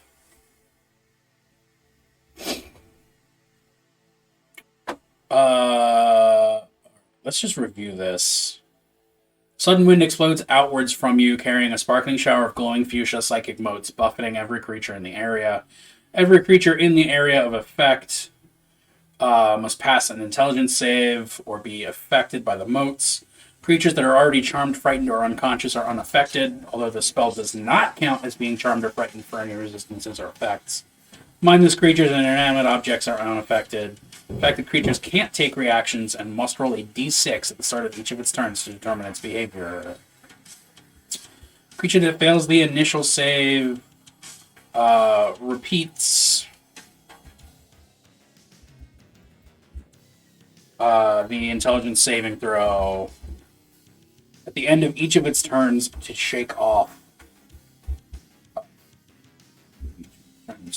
the effect. Behaving as normal on a success. The effect ends naturally after 1 minute has passed. Regardless, the effect ends naturally after 1 minute has passed.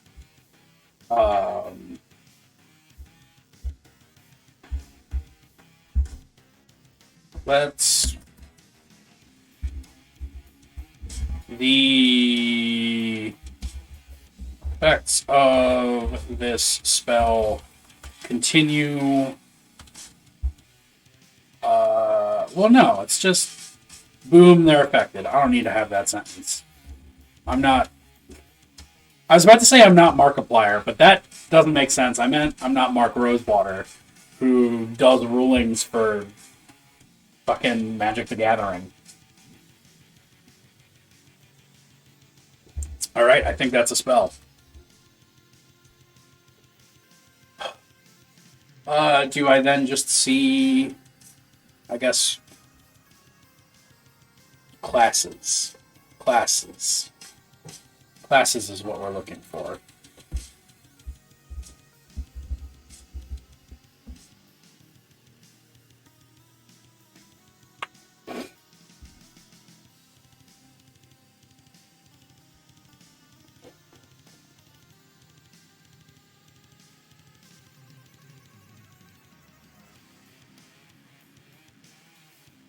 I'm not going to throw classes in there. I'm just going to have this be a spell. And it's a spell that people can maybe learn. But I do have to decide on what my material component's going to be. Calling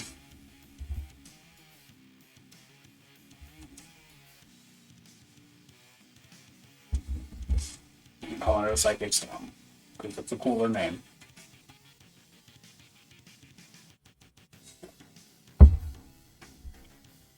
Material components. Oh, easy peasy. An item thought to have been lost.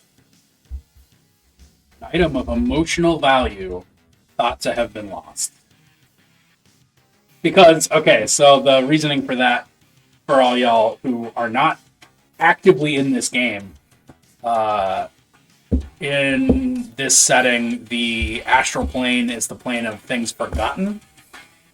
So the psychic storms that rack the astral plane, if you're going to make them a spell, it makes perfect sense to have the material component be a forgotten item that's been lost. An item that's been lost, like a sock or a Tupperware lid or something. You know? Tight. I love that. Oh my golly, excuse me.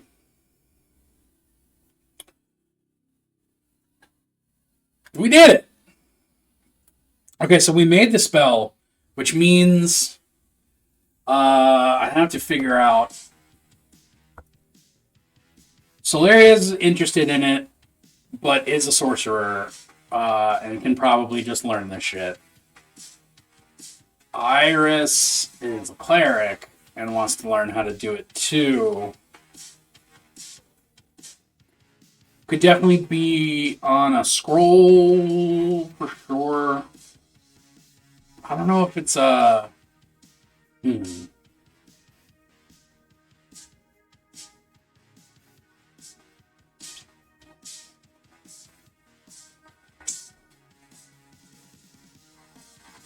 I think maybe it could be a scroll.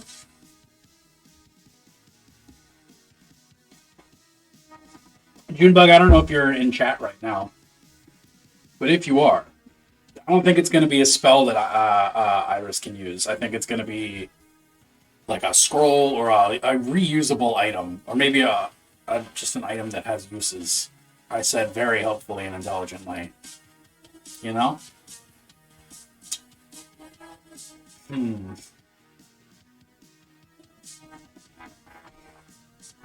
But I think that's the one. I think that's that.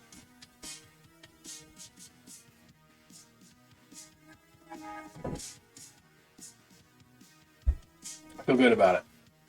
It'll probably need playtesting. It'll definitely need playtesting.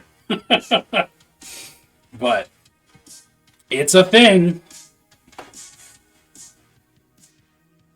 I'm just gonna see how awful it translates if I copy paste.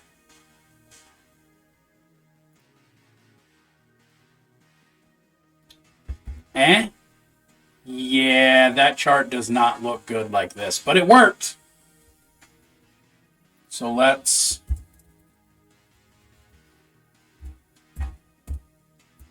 just do some formatting.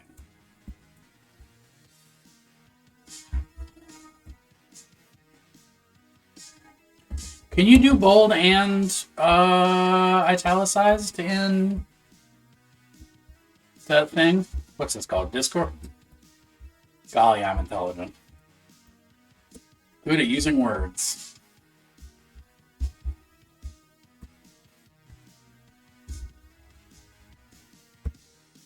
Casting time. Rain. Components. Duration.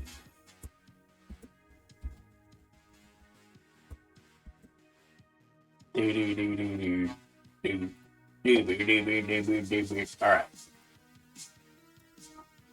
Let's just format this differently.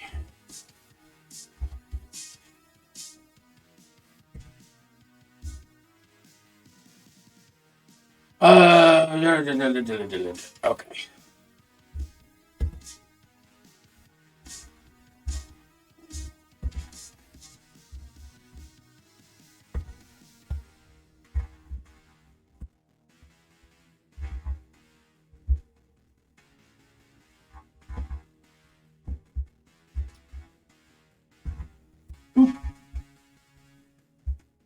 Okay, a creature that fails the initial. Yep. Okay, and then we will go a roo-doodle-doo, a roo-doodle-doo.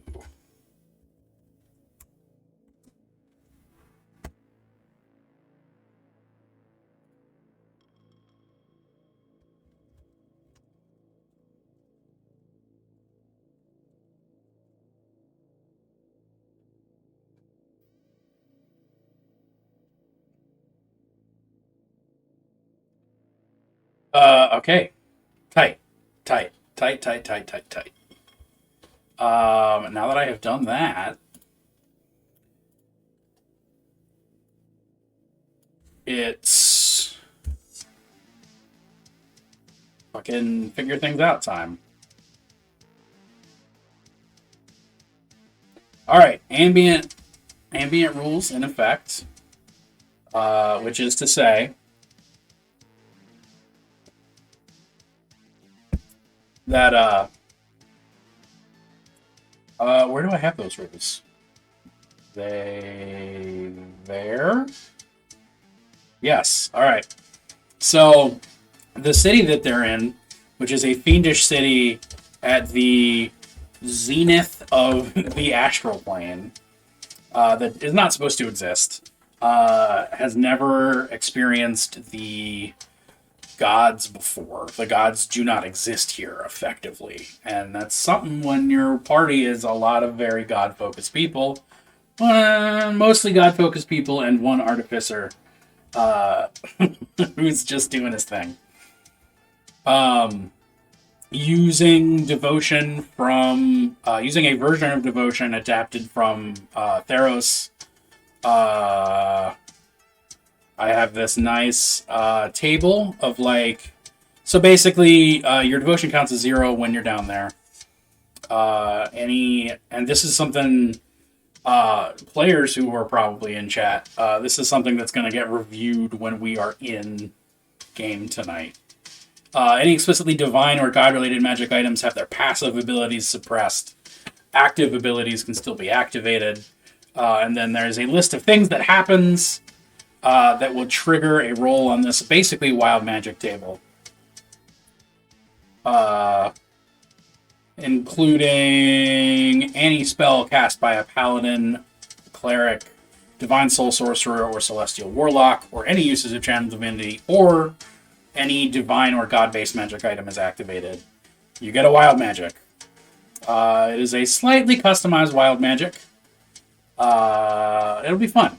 It'll be fun. I don't know. I kind of spliced together the wild magic table with the magic table from Haslan in Van Richten's guide, and then also just did a couple of my own things. So, we're going to see.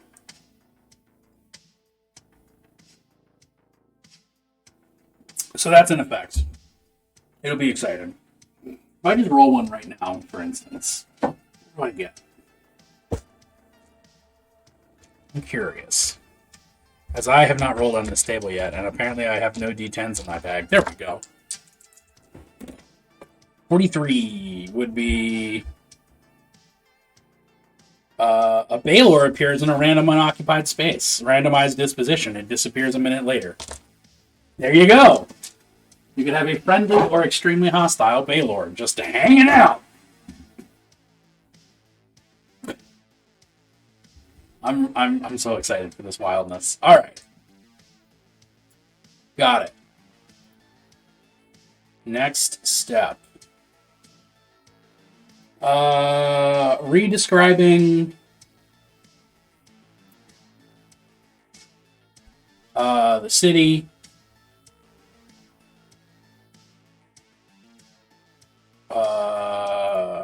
After a little bit of time.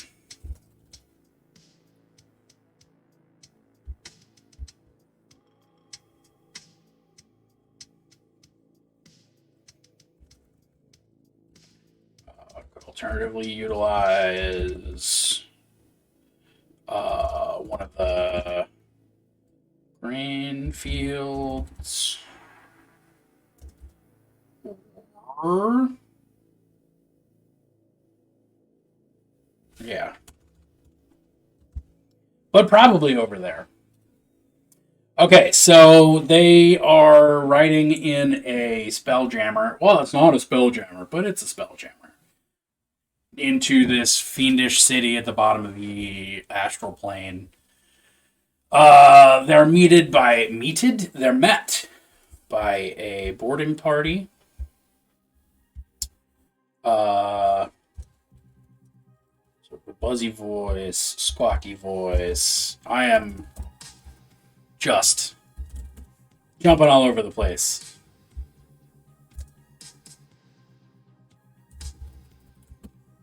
Daddy voice.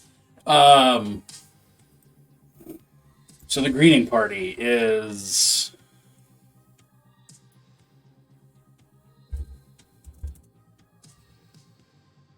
curious, but not outright hostile.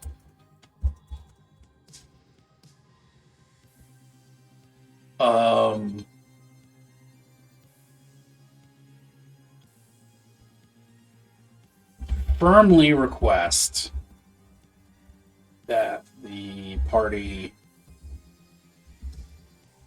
accompanies them. That the party remains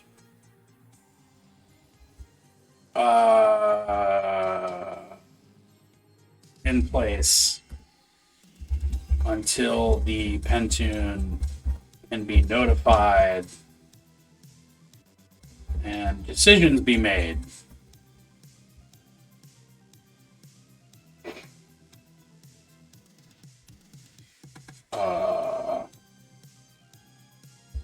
If yes, chill in the sky for a while. Till an emergency meeting of the Pentune is called.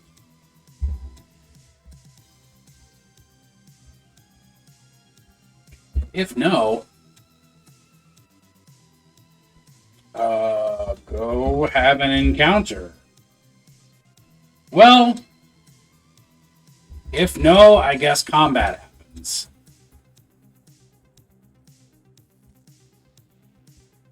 If no, whoops, combat.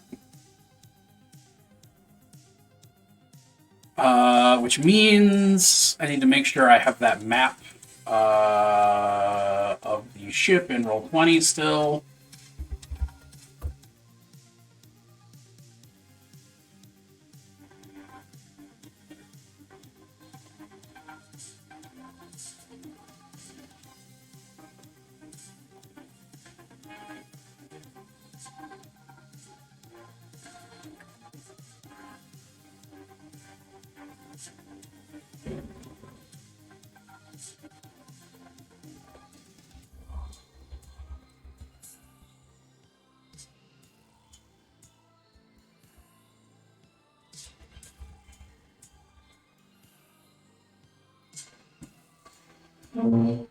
Oh, I'm gonna let that load. Let's just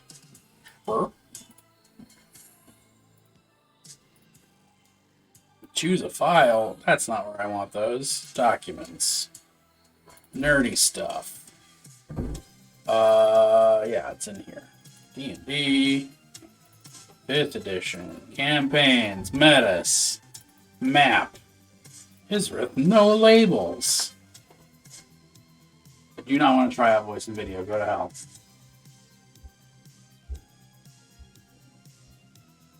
All right. Cool. We still have maps of the thing. Love that.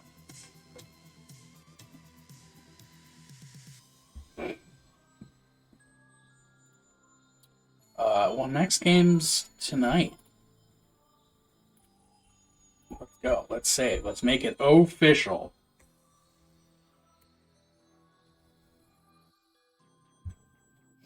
Cool. We've done it. Which means let's launch the game real quick. Nope, that's not what I was trying to click. Get it here.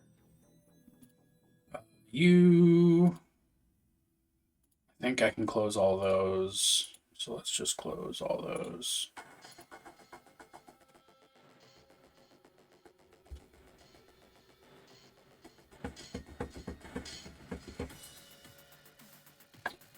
Which means I need to find thimbles for all these boys. I still need to draw my guys. Still need to draw one of the arcane cannons that the artificer has. Whoopsie doodle. Haven't done that yet.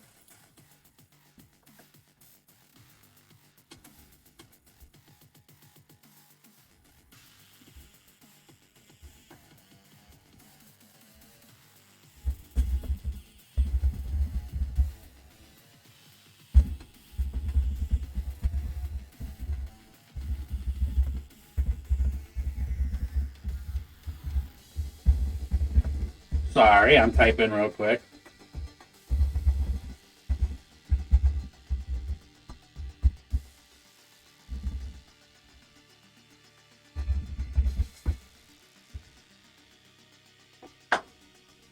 All right, so here we are. I'm sad Iris never got her slumber party with Solaria. You have so many opportunities to still have a slumber party with Solaria.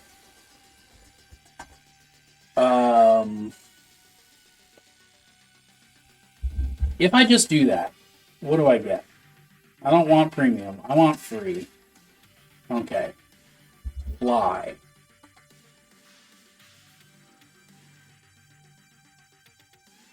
Flying wyvern, flying lion. I don't want those.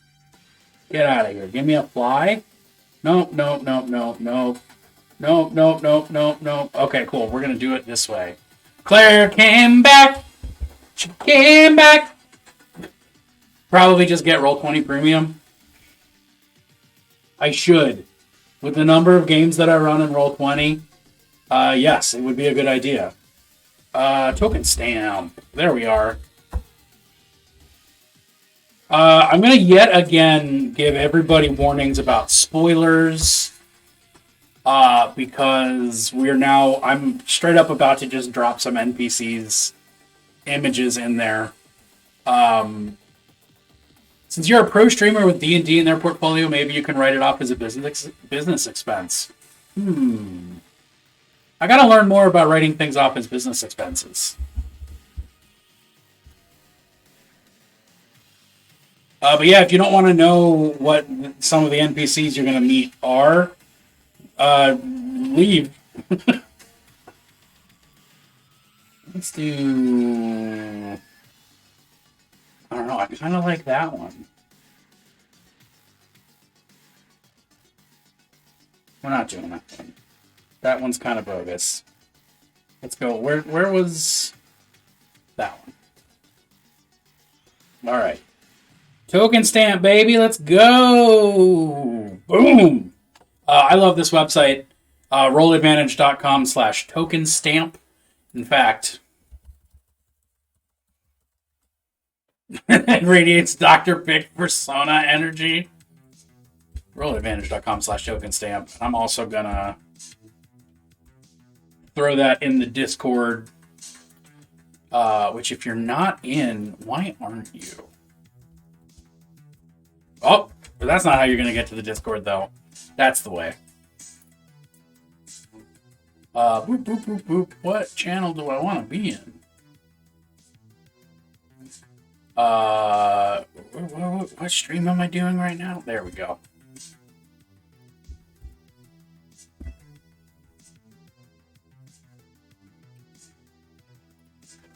Anyway. Tsrikrod. Yes, Tsrikrod. Nope, not like that. Border. Just give me a good old classic 5e medium, baby.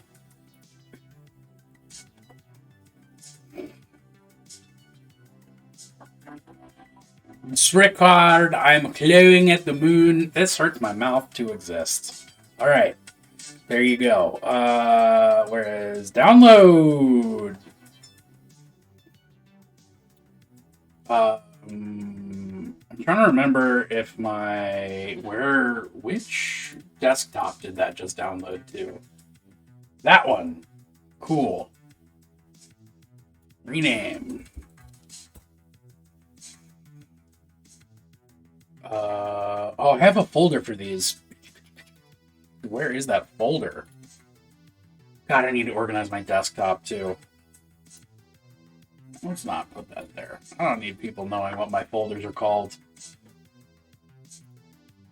Secret, secret, secret. You know? What am I looking for? I've already forgotten. Shit. Nerdy stuff. RPGs. D&D. 5th edition. No, tokens. There we go. Tokens. Kaboom. Get in there. Where did... Paste! Darn you. I'm gonna fight this bird. You. Paste. Delightful. Alright. Guys, Dr. Pig has been making buzzing sounds in the basement again. I think he brought someone home.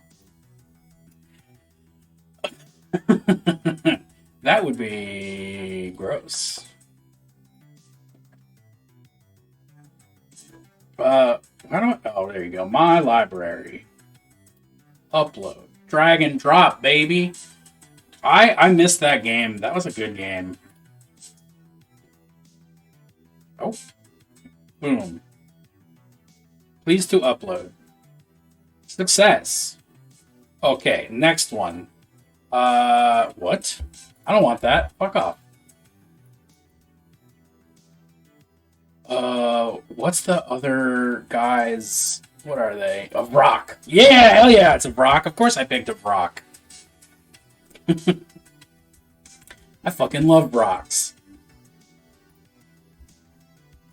Can I get that image, but decently sized, or nah?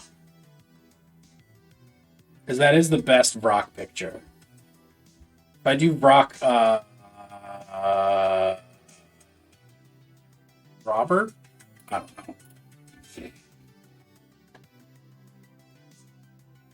Oh, I like that one too, though. That one's bogus, though. That one's pretty cool. I kind of like that one. If I do rock art.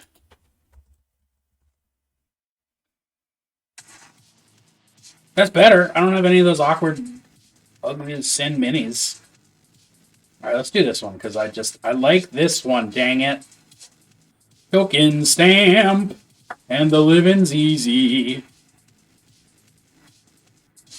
Rock lobster. Beautiful. All right, we got ourselves a rock.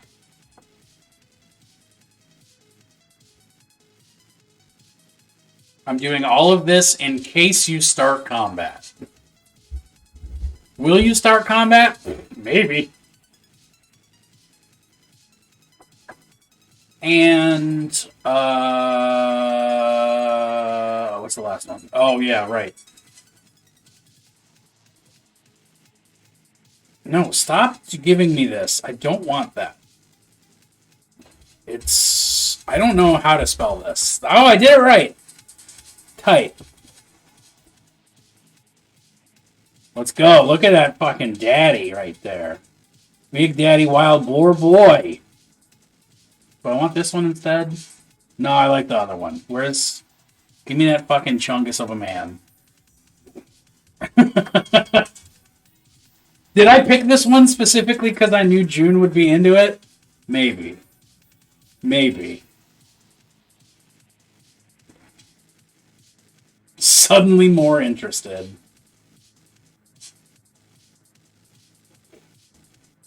Alright. Boom. I fucking love Token Stamp. What a great website this is.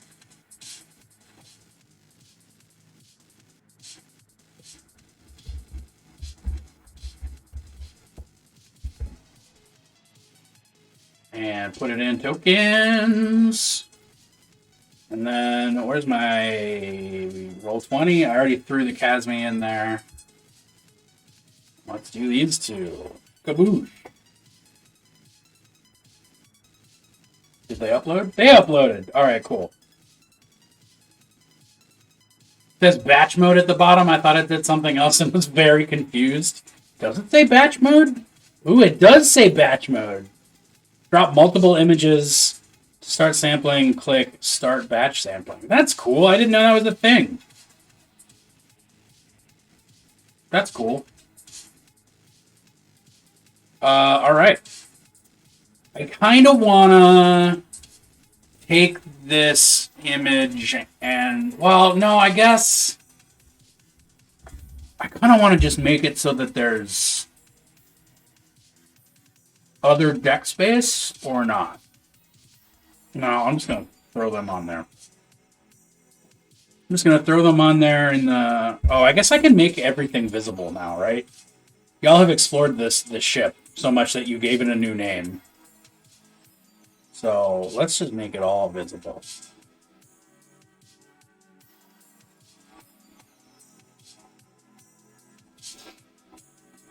Did I just get kicked out of my own fucking chat? What the hell? Alright. Tight. Everybody can stay right there. That's fine for now. If I Photoshop the Omni Droid, will you use it as Tetsu's token?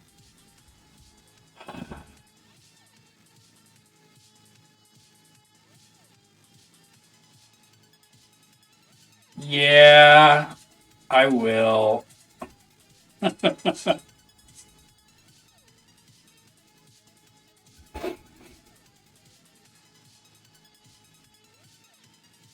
We're just gonna throw these up here. No reason.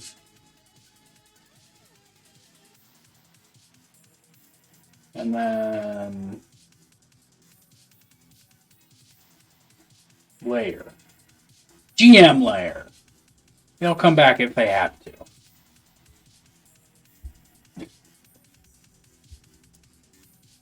What do we think? What do we do? Okay, we got that. All right. So, where's my mouse?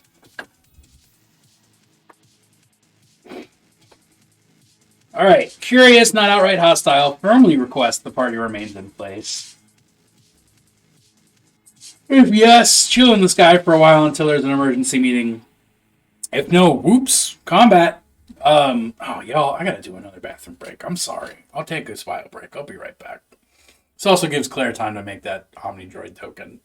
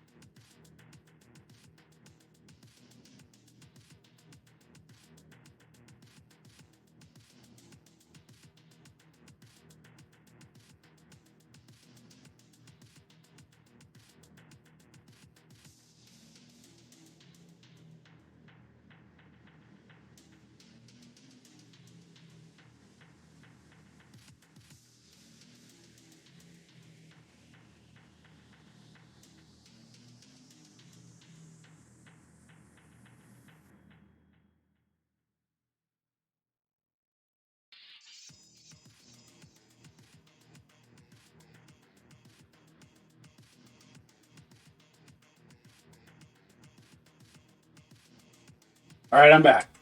I'm back, and I'm more beautiful than ever before.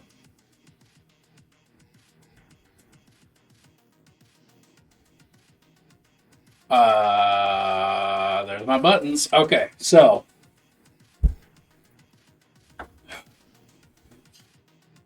do I just write? I was gonna wing that, but I might actually write it right. Ooh.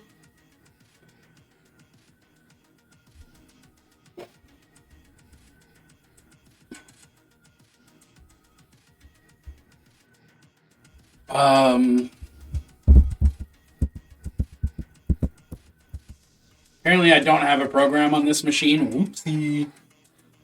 Well, looks like I'm gonna have to just. I'll make a temporary one. How about that? I will split the diff with you.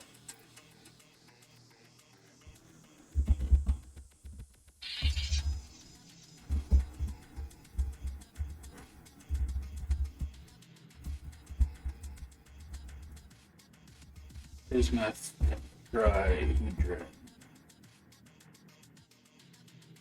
What about dodecahedron? Is what I meant to say anyway.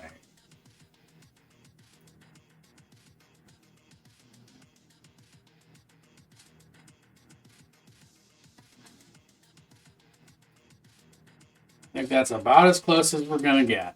So I'll just throw that in token stamp.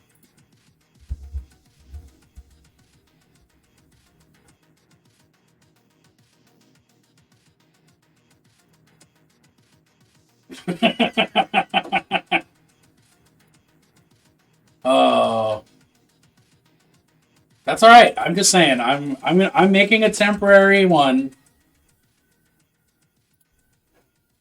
Uh, so that we can have it when we need it.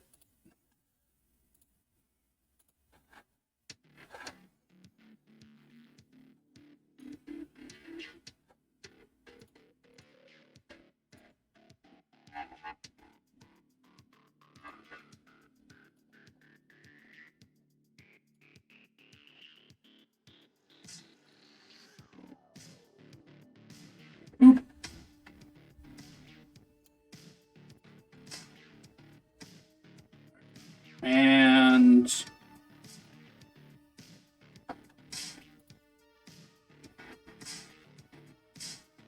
oh, come on. Be larger, please. Can I make you bigger? Do I have to really zoom in for that?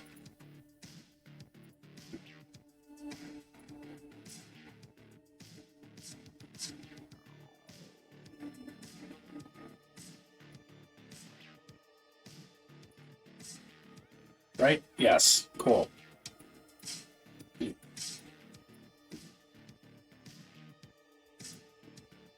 Wait, that's only 2 squares. It needs to be 3 squares.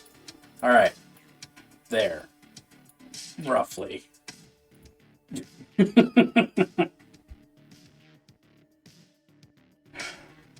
Cool. We did it. Success. That's Tetsu, a demigod of clockwork creation. A large iodized bismuth colored dodecahedron, giant 12-sided die because it's my favorite dice. Yeah, friend to the party, prototype saint, generally cool dude. I don't know, do I? Ooh!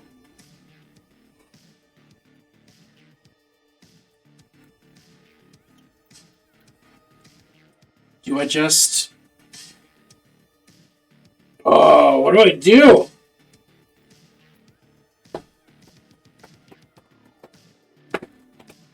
Let's just assume that we're gonna have an emergency meeting of the Pentune, and there you go.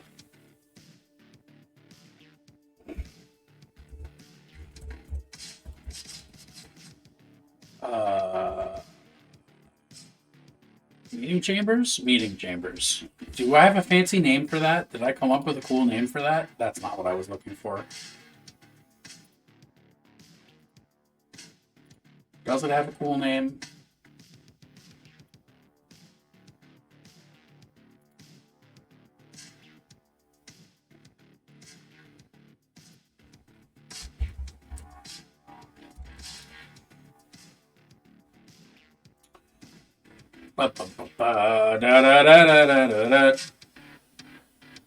Is it here? I just called it the council chambers. Okay, fine.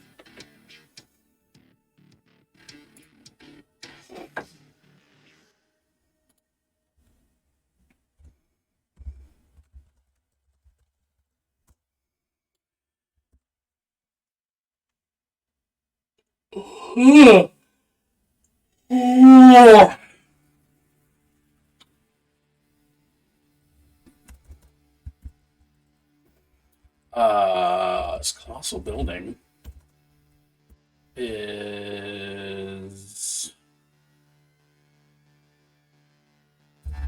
more or less a covered stadium in the round.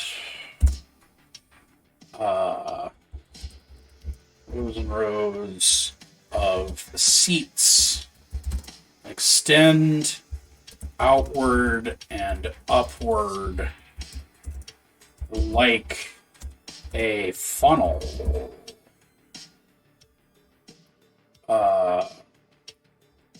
For both bodies and attention.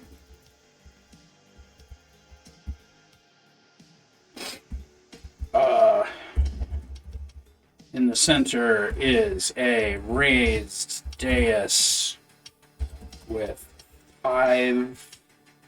six,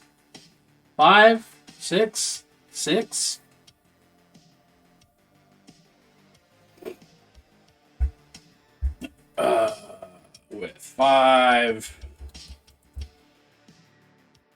pedestals.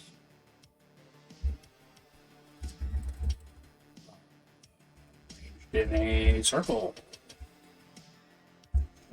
with a pentagram. In the center is a carven pentagram.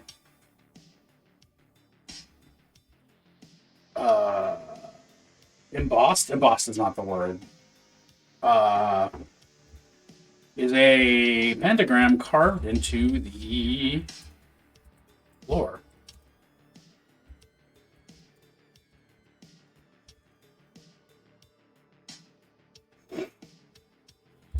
At the point of each tip, there is a raised dais. Point of each tip, there's a raised dais seated with a unique figure.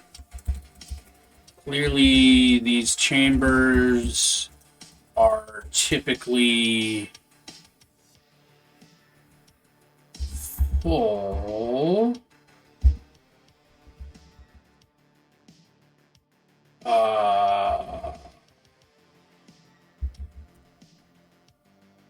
However, at the moment, it is just you and these. It is just you and the Pentune. Nice.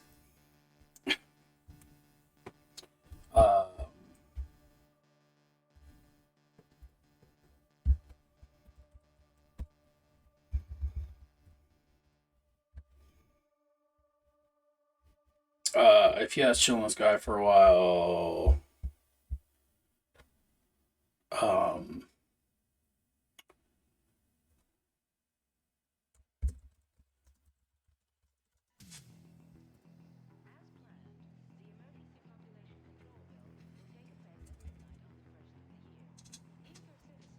I guess, yeah, it would. So the ship would have to be escorted because ain't nobody just letting that hang out. Uh, how much too specifically? Escorted to the uh, escorted to the Pentune's chambers in Agora. There's a word no one's ever heard before.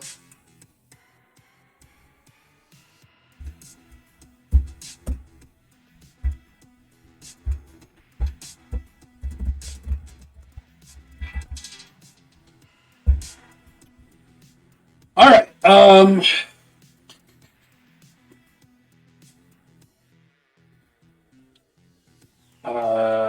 Rows and rows of seats and seats, benches, and perches extend outward and upward like a funnel for both bodies and attention.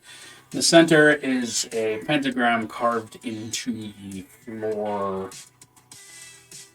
echoing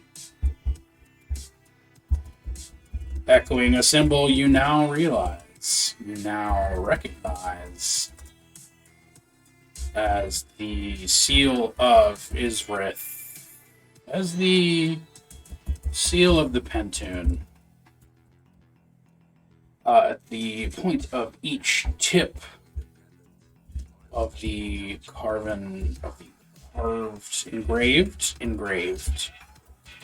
engraved star, there is a raised dais seated with a unique figure. Clearly, these chambers are typically full, and organized to promote discussion, public discussion.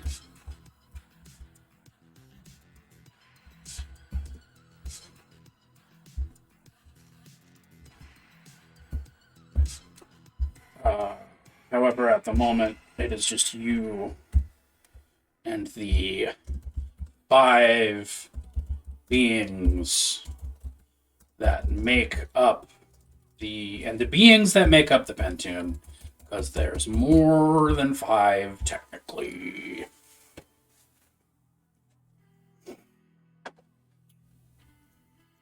Oh boy, I get to pontificate about these sweet original characters I've created that are all demons. I'm excited. Let's go back up to the Pentune. I can't.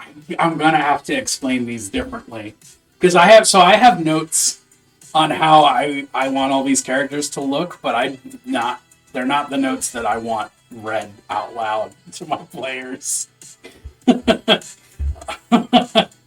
Oh, okay. So, like for instance, just to describe one of them, uh, Bara as fuck satyr, dark brown skin, black hair slash fur, clockwork metallic prosthetics, one leg furred and fleshy, the other entirely prosthetic, spiraling ram horns of bone and metal, loincloth and vest, one extra arm left side entirely of clockwork, attended to by imps, homunculi, and clockwork constructs. Uncomfortably calm and impossible to rile, has minions perform most tasks. Despite minions' very ascetic lifestyle, practically minded. I'm not gonna say Bara as fuck in session, though. Well, I probably am gonna say Bara as fuck in session, but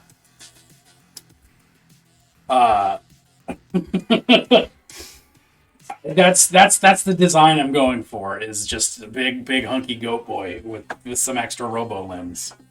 But that's not how I think I'm verbally gonna describe them. But that's who we're gonna start with. The nearest to you is a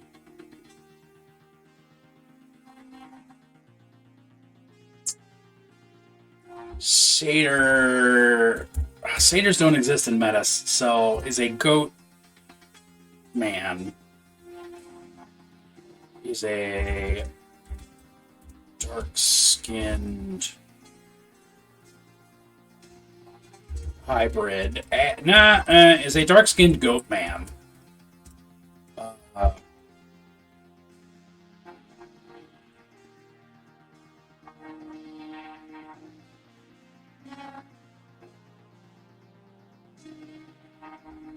With horns, spiraling horns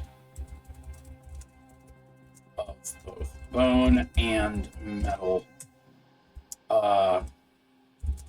His whole body is broad and thick. His whole hirsute body, yeah, because he's daddy. Is broad and thick, and muscular.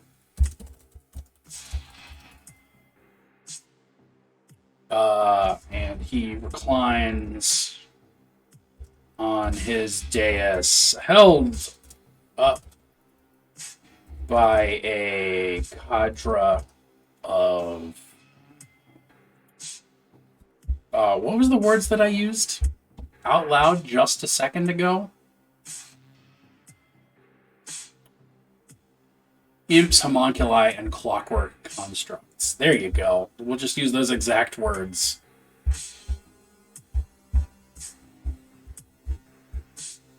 Of imps, homunculi, and myriad clockwork constructs.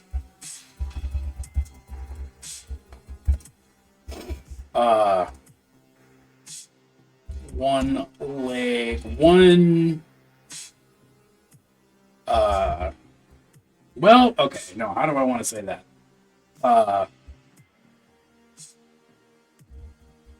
He wears an apron, thick leather, that barely covers, that barely covers his goat legs, one fleshy and one metallic. An additional clockwork arm on his left side.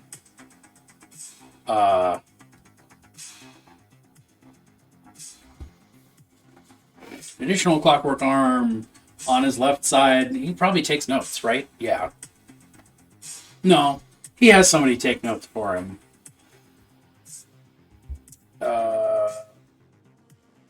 On his left side. Smoothly scratches an ink pen onto parchment held aloft by a construct seemingly built specifically for the task.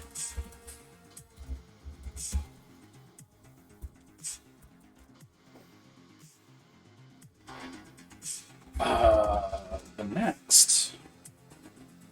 Who's the next one?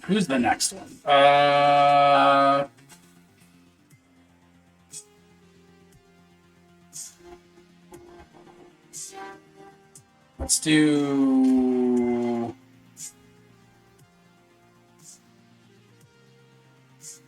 Oh, that's why I didn't do that. Okay, he's not wearing an apron.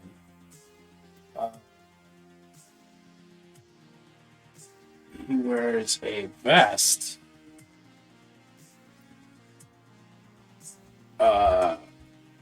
A studded leather vest. Why not? And similar loincloth that barely covers his goat legs. One fleshy and one metallic. Cool.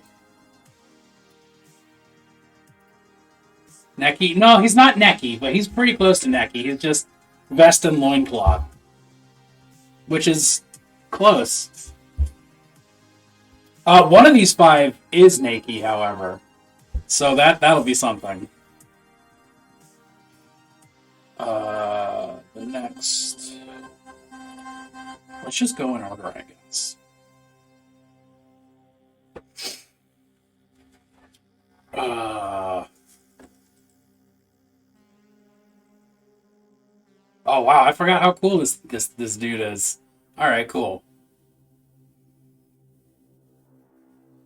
Okay. The next is a large toad. Um. The next eschews semblance of human form and is rather a large toad. It has skin like it has cement. Does cement exist? I guess it has gray and brown mottled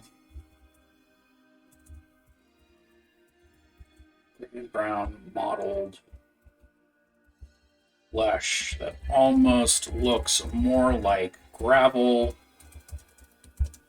than gray and brown mottled scales that almost look more like gravel than flesh. Nope, not that. I keep clicking the wrong goddamn thing. There we are.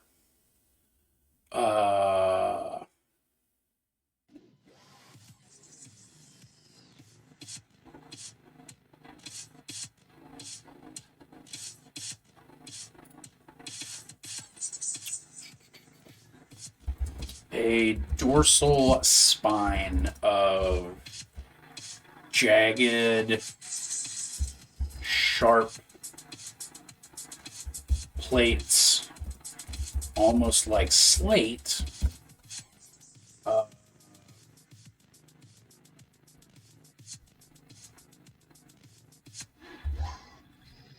Almost like slate, terminate at the wide, flat face.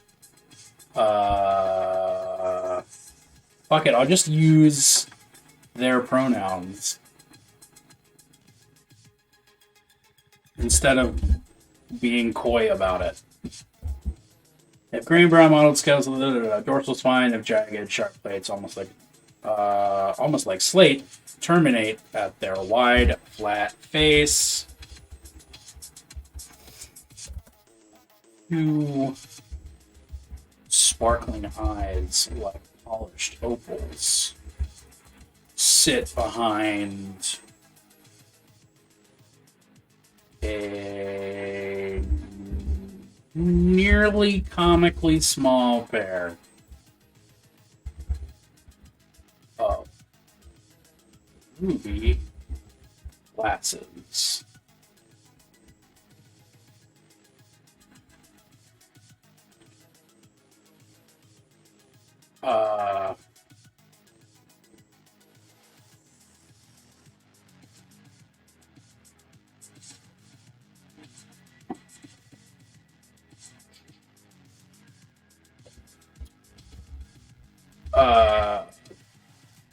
Translucent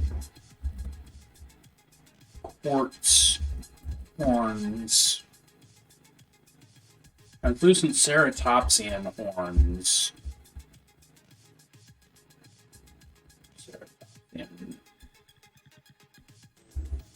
Yeah, we'll just leave off quartz. Complete the visage. They open their mouth.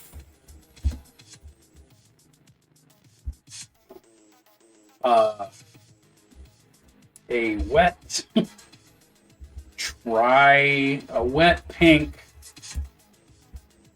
ribbed tri-tipped tongue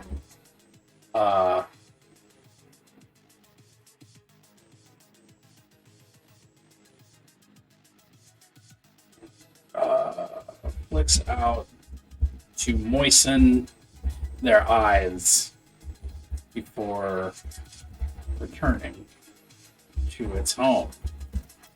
Uh, they wear a leather apron and harnesses covered in mining and construction tools.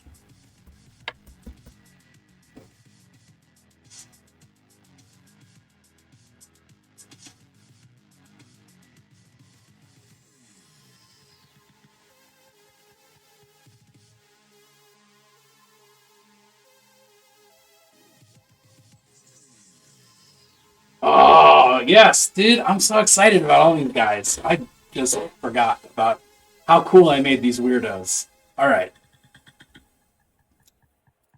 Um,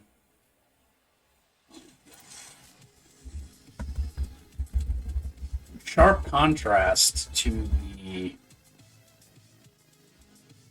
In sharp contrast, the next member of the Pentune is, all capitalized Pentune,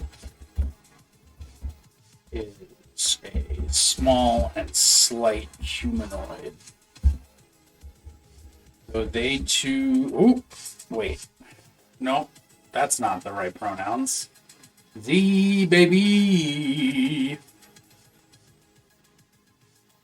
That's what I thought.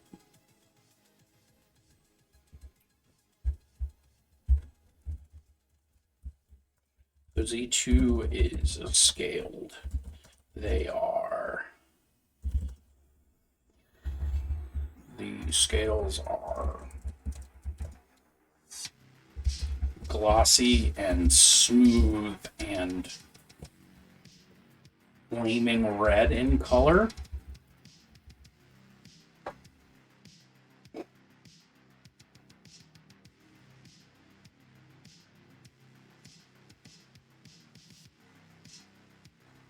Yeah.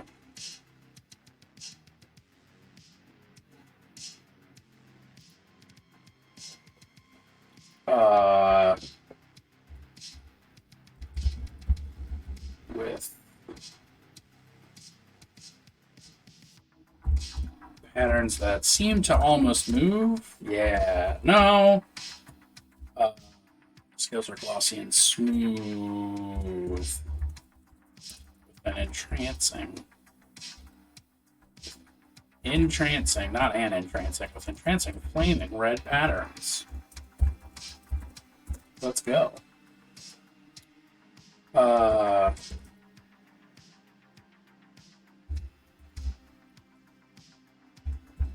Here, enormous black orb eyes sit just below a pair of small horns like a pit viper. Thick.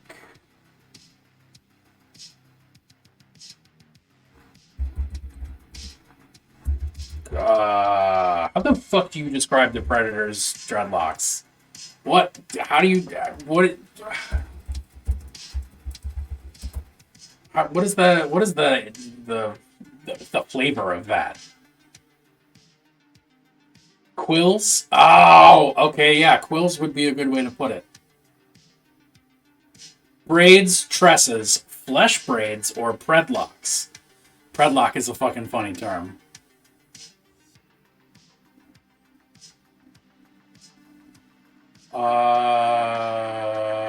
Apparently they're a sensory organ. Thanks, Xenopedia.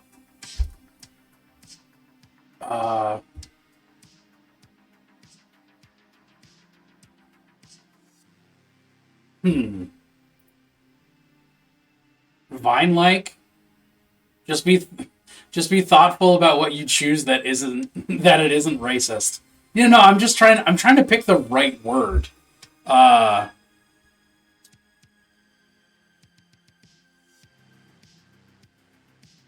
Like nerd's rope. That's if I were to bite into one of their predator's braids, I feel like it would be like nerd's rope.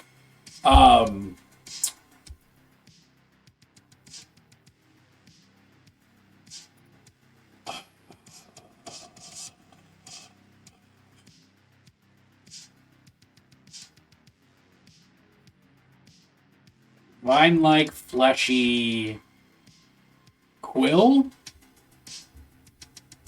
I don't know. I'm not gonna fucking have to explain this more than once because it's so weird.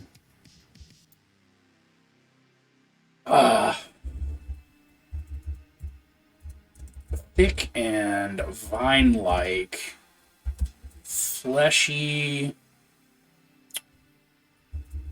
soft, fleshy quills hang like hair and beard, neatly tied. Hang like hair and a goatee, neatly tied back from your face. Z wears a simple and loose ashen gray tunic.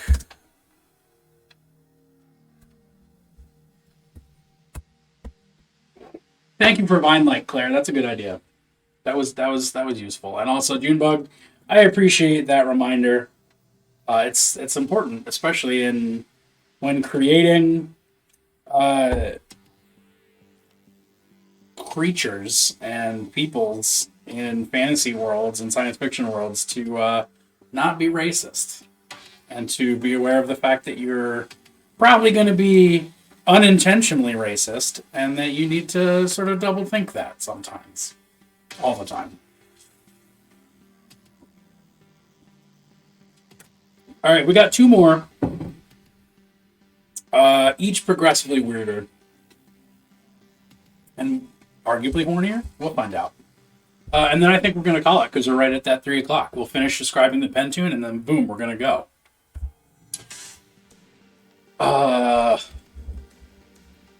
The fourth member, the fourth individual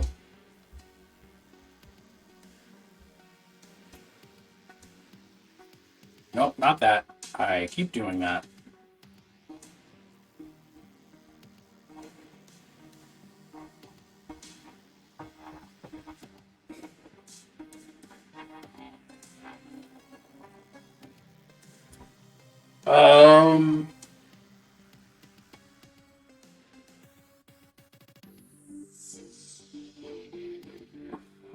Okay.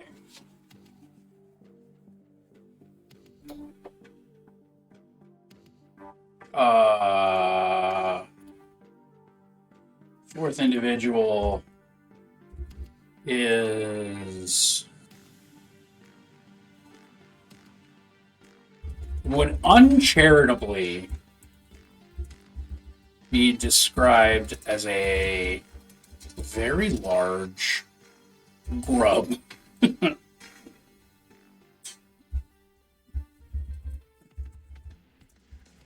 With bark rather than flesh.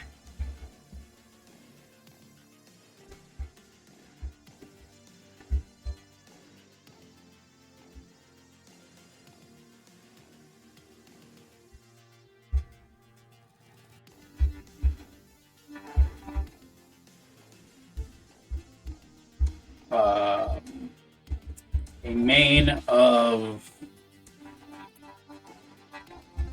lichen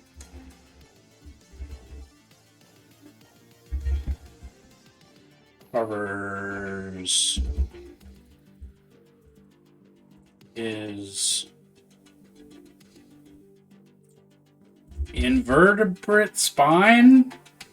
Mane of lichen covers his back.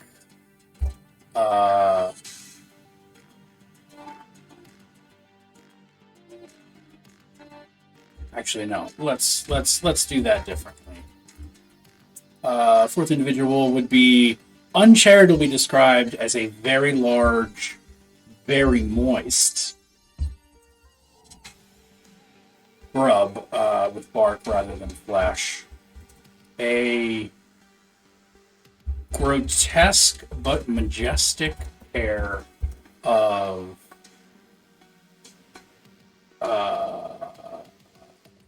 fungal antlers sprout from above a slug-like face. No, from above, yeah. From above a slug-like face,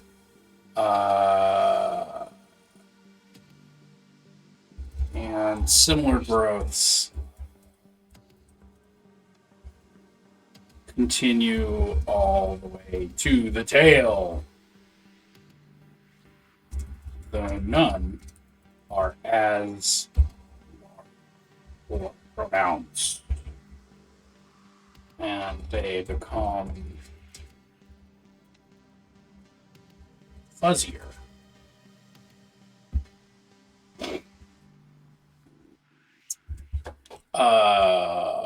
Did I give them a staff like I think I did?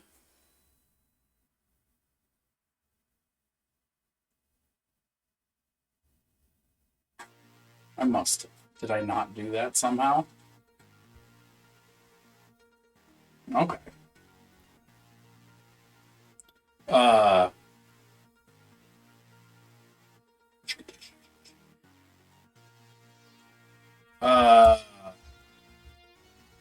let's go back one.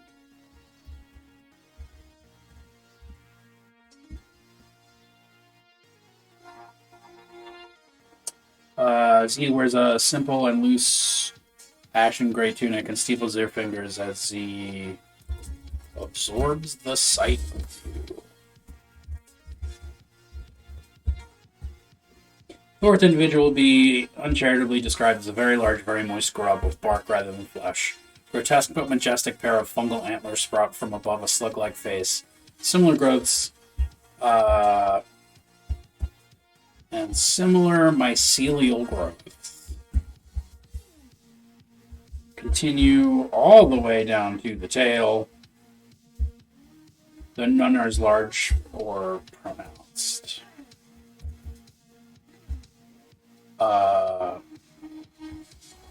They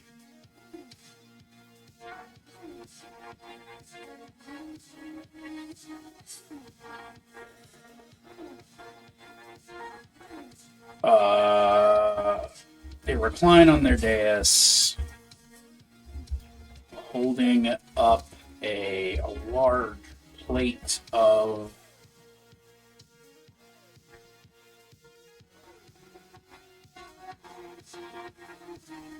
unrecognizable food, which they casually, slowly graze from.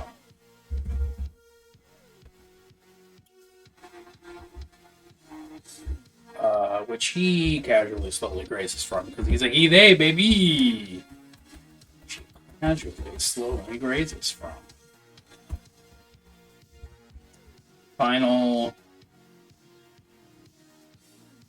being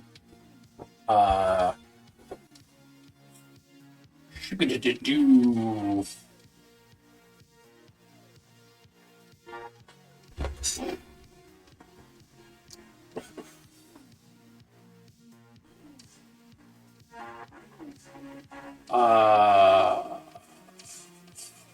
fuck, how do you describe this? Okay.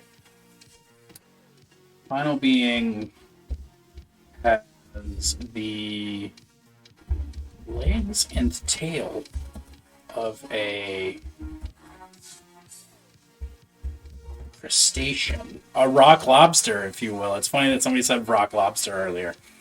Final being is the legs and tail of a crustacean, but their torso is humanoid despite being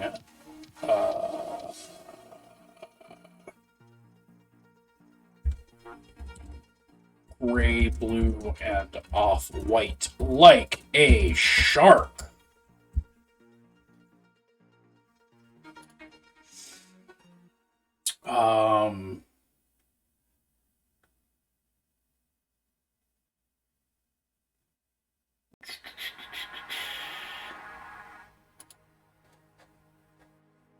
Got it.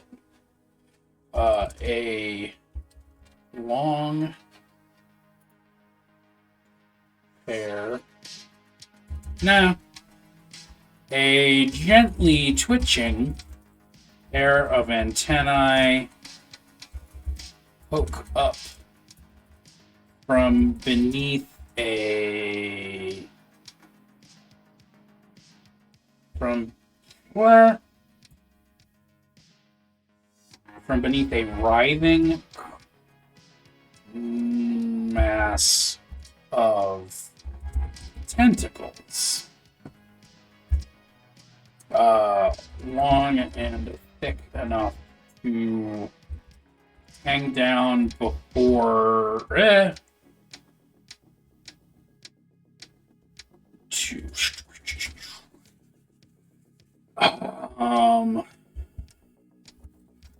base is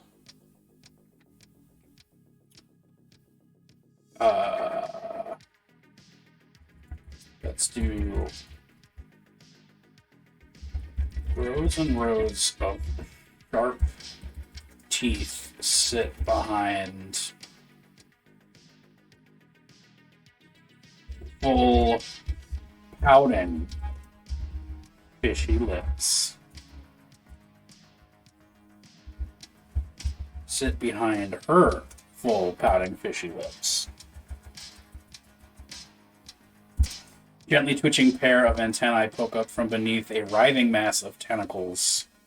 Writhing mass of tentacles which remind you of wet hair. These are long and long enough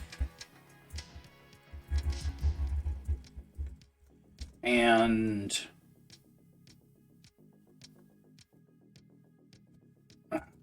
these are long enough to barely cover her ample bosom. Mermaid hair, you know? Yeah. I designed 2 of these to be super duper horny, and I designed 3 of them to just be weird. So, I think we're there.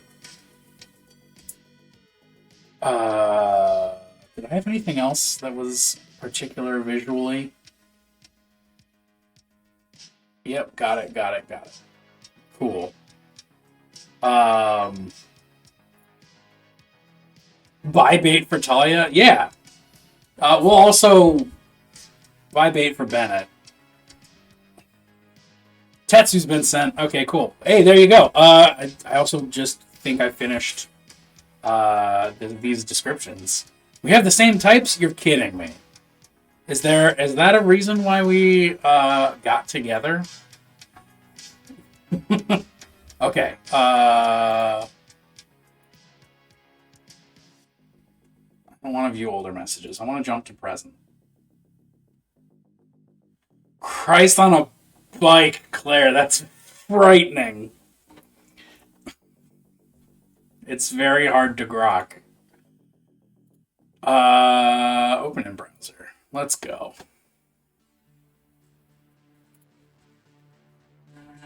Token stamp.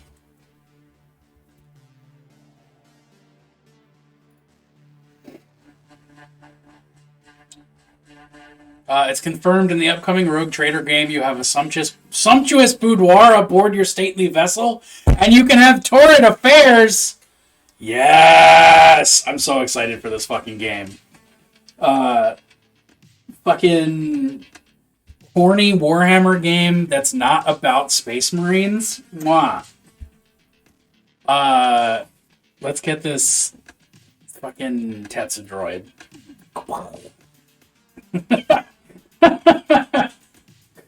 Oh, let's make it smaller. Let's go. Let's do that. Let's make it smaller. I don't know. This is going to be hard.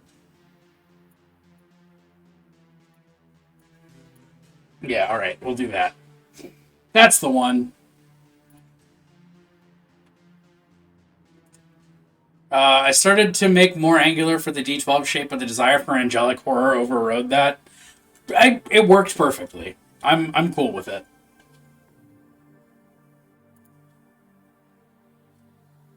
Okay. I will upload that to Roll20. JK. Token 1, you can get replaced.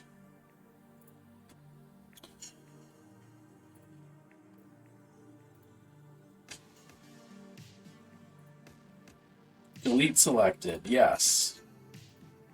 Upload new.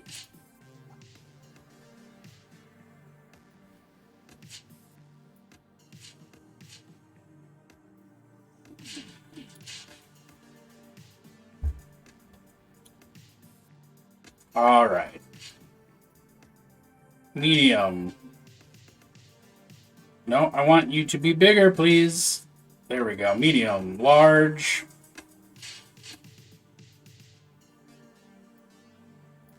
Huge. Success. Biblically accurate Tetsu. Fuck yeah. Okay, so I'm as ready as I'm gonna get for tonight. And y'all, I'm so excited that I get to play fucking D&D on Valentine's Day. What a good life I live. Let's raid out. Let's raid out. Let's call it. I'm calling it. It's being called. What am I doing? Figuring out who to raid. Oh, it's still so cold in this basement. My hands hurt. I need to get a fucking space heater. This is just unbelievable. Like, it's like decent outside. It's like I could sit outside temperature, but no, it's fucking cold down here. Bambies is painting. Matt Yee's painting. Yeah, it's like it's decent outside, but in here, it's awful. A Valentine Blades in the Dark one shot? Fucking soul. Fucking soul. Going to Nerd Holla, everybody. Oh, and then we'll just, make it so that the sound's not awful. So, going to Nerd Holla. I'll be back tomorrow night playing Disco Elysium. I'll be back Thursday doing more painting.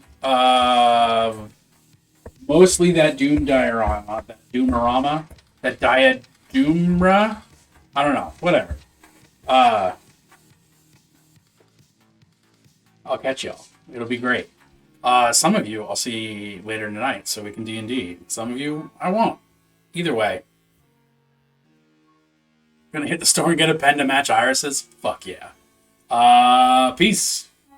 Have a good night. Enjoy all the crime. If there's not crime in your life, make there be crime in your life.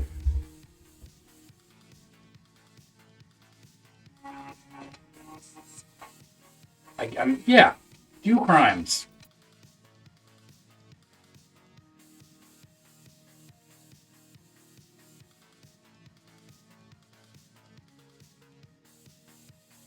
So it's not going to be hard to like walk in through there without anyone paying attention to you because everyone is absolutely like buried in work.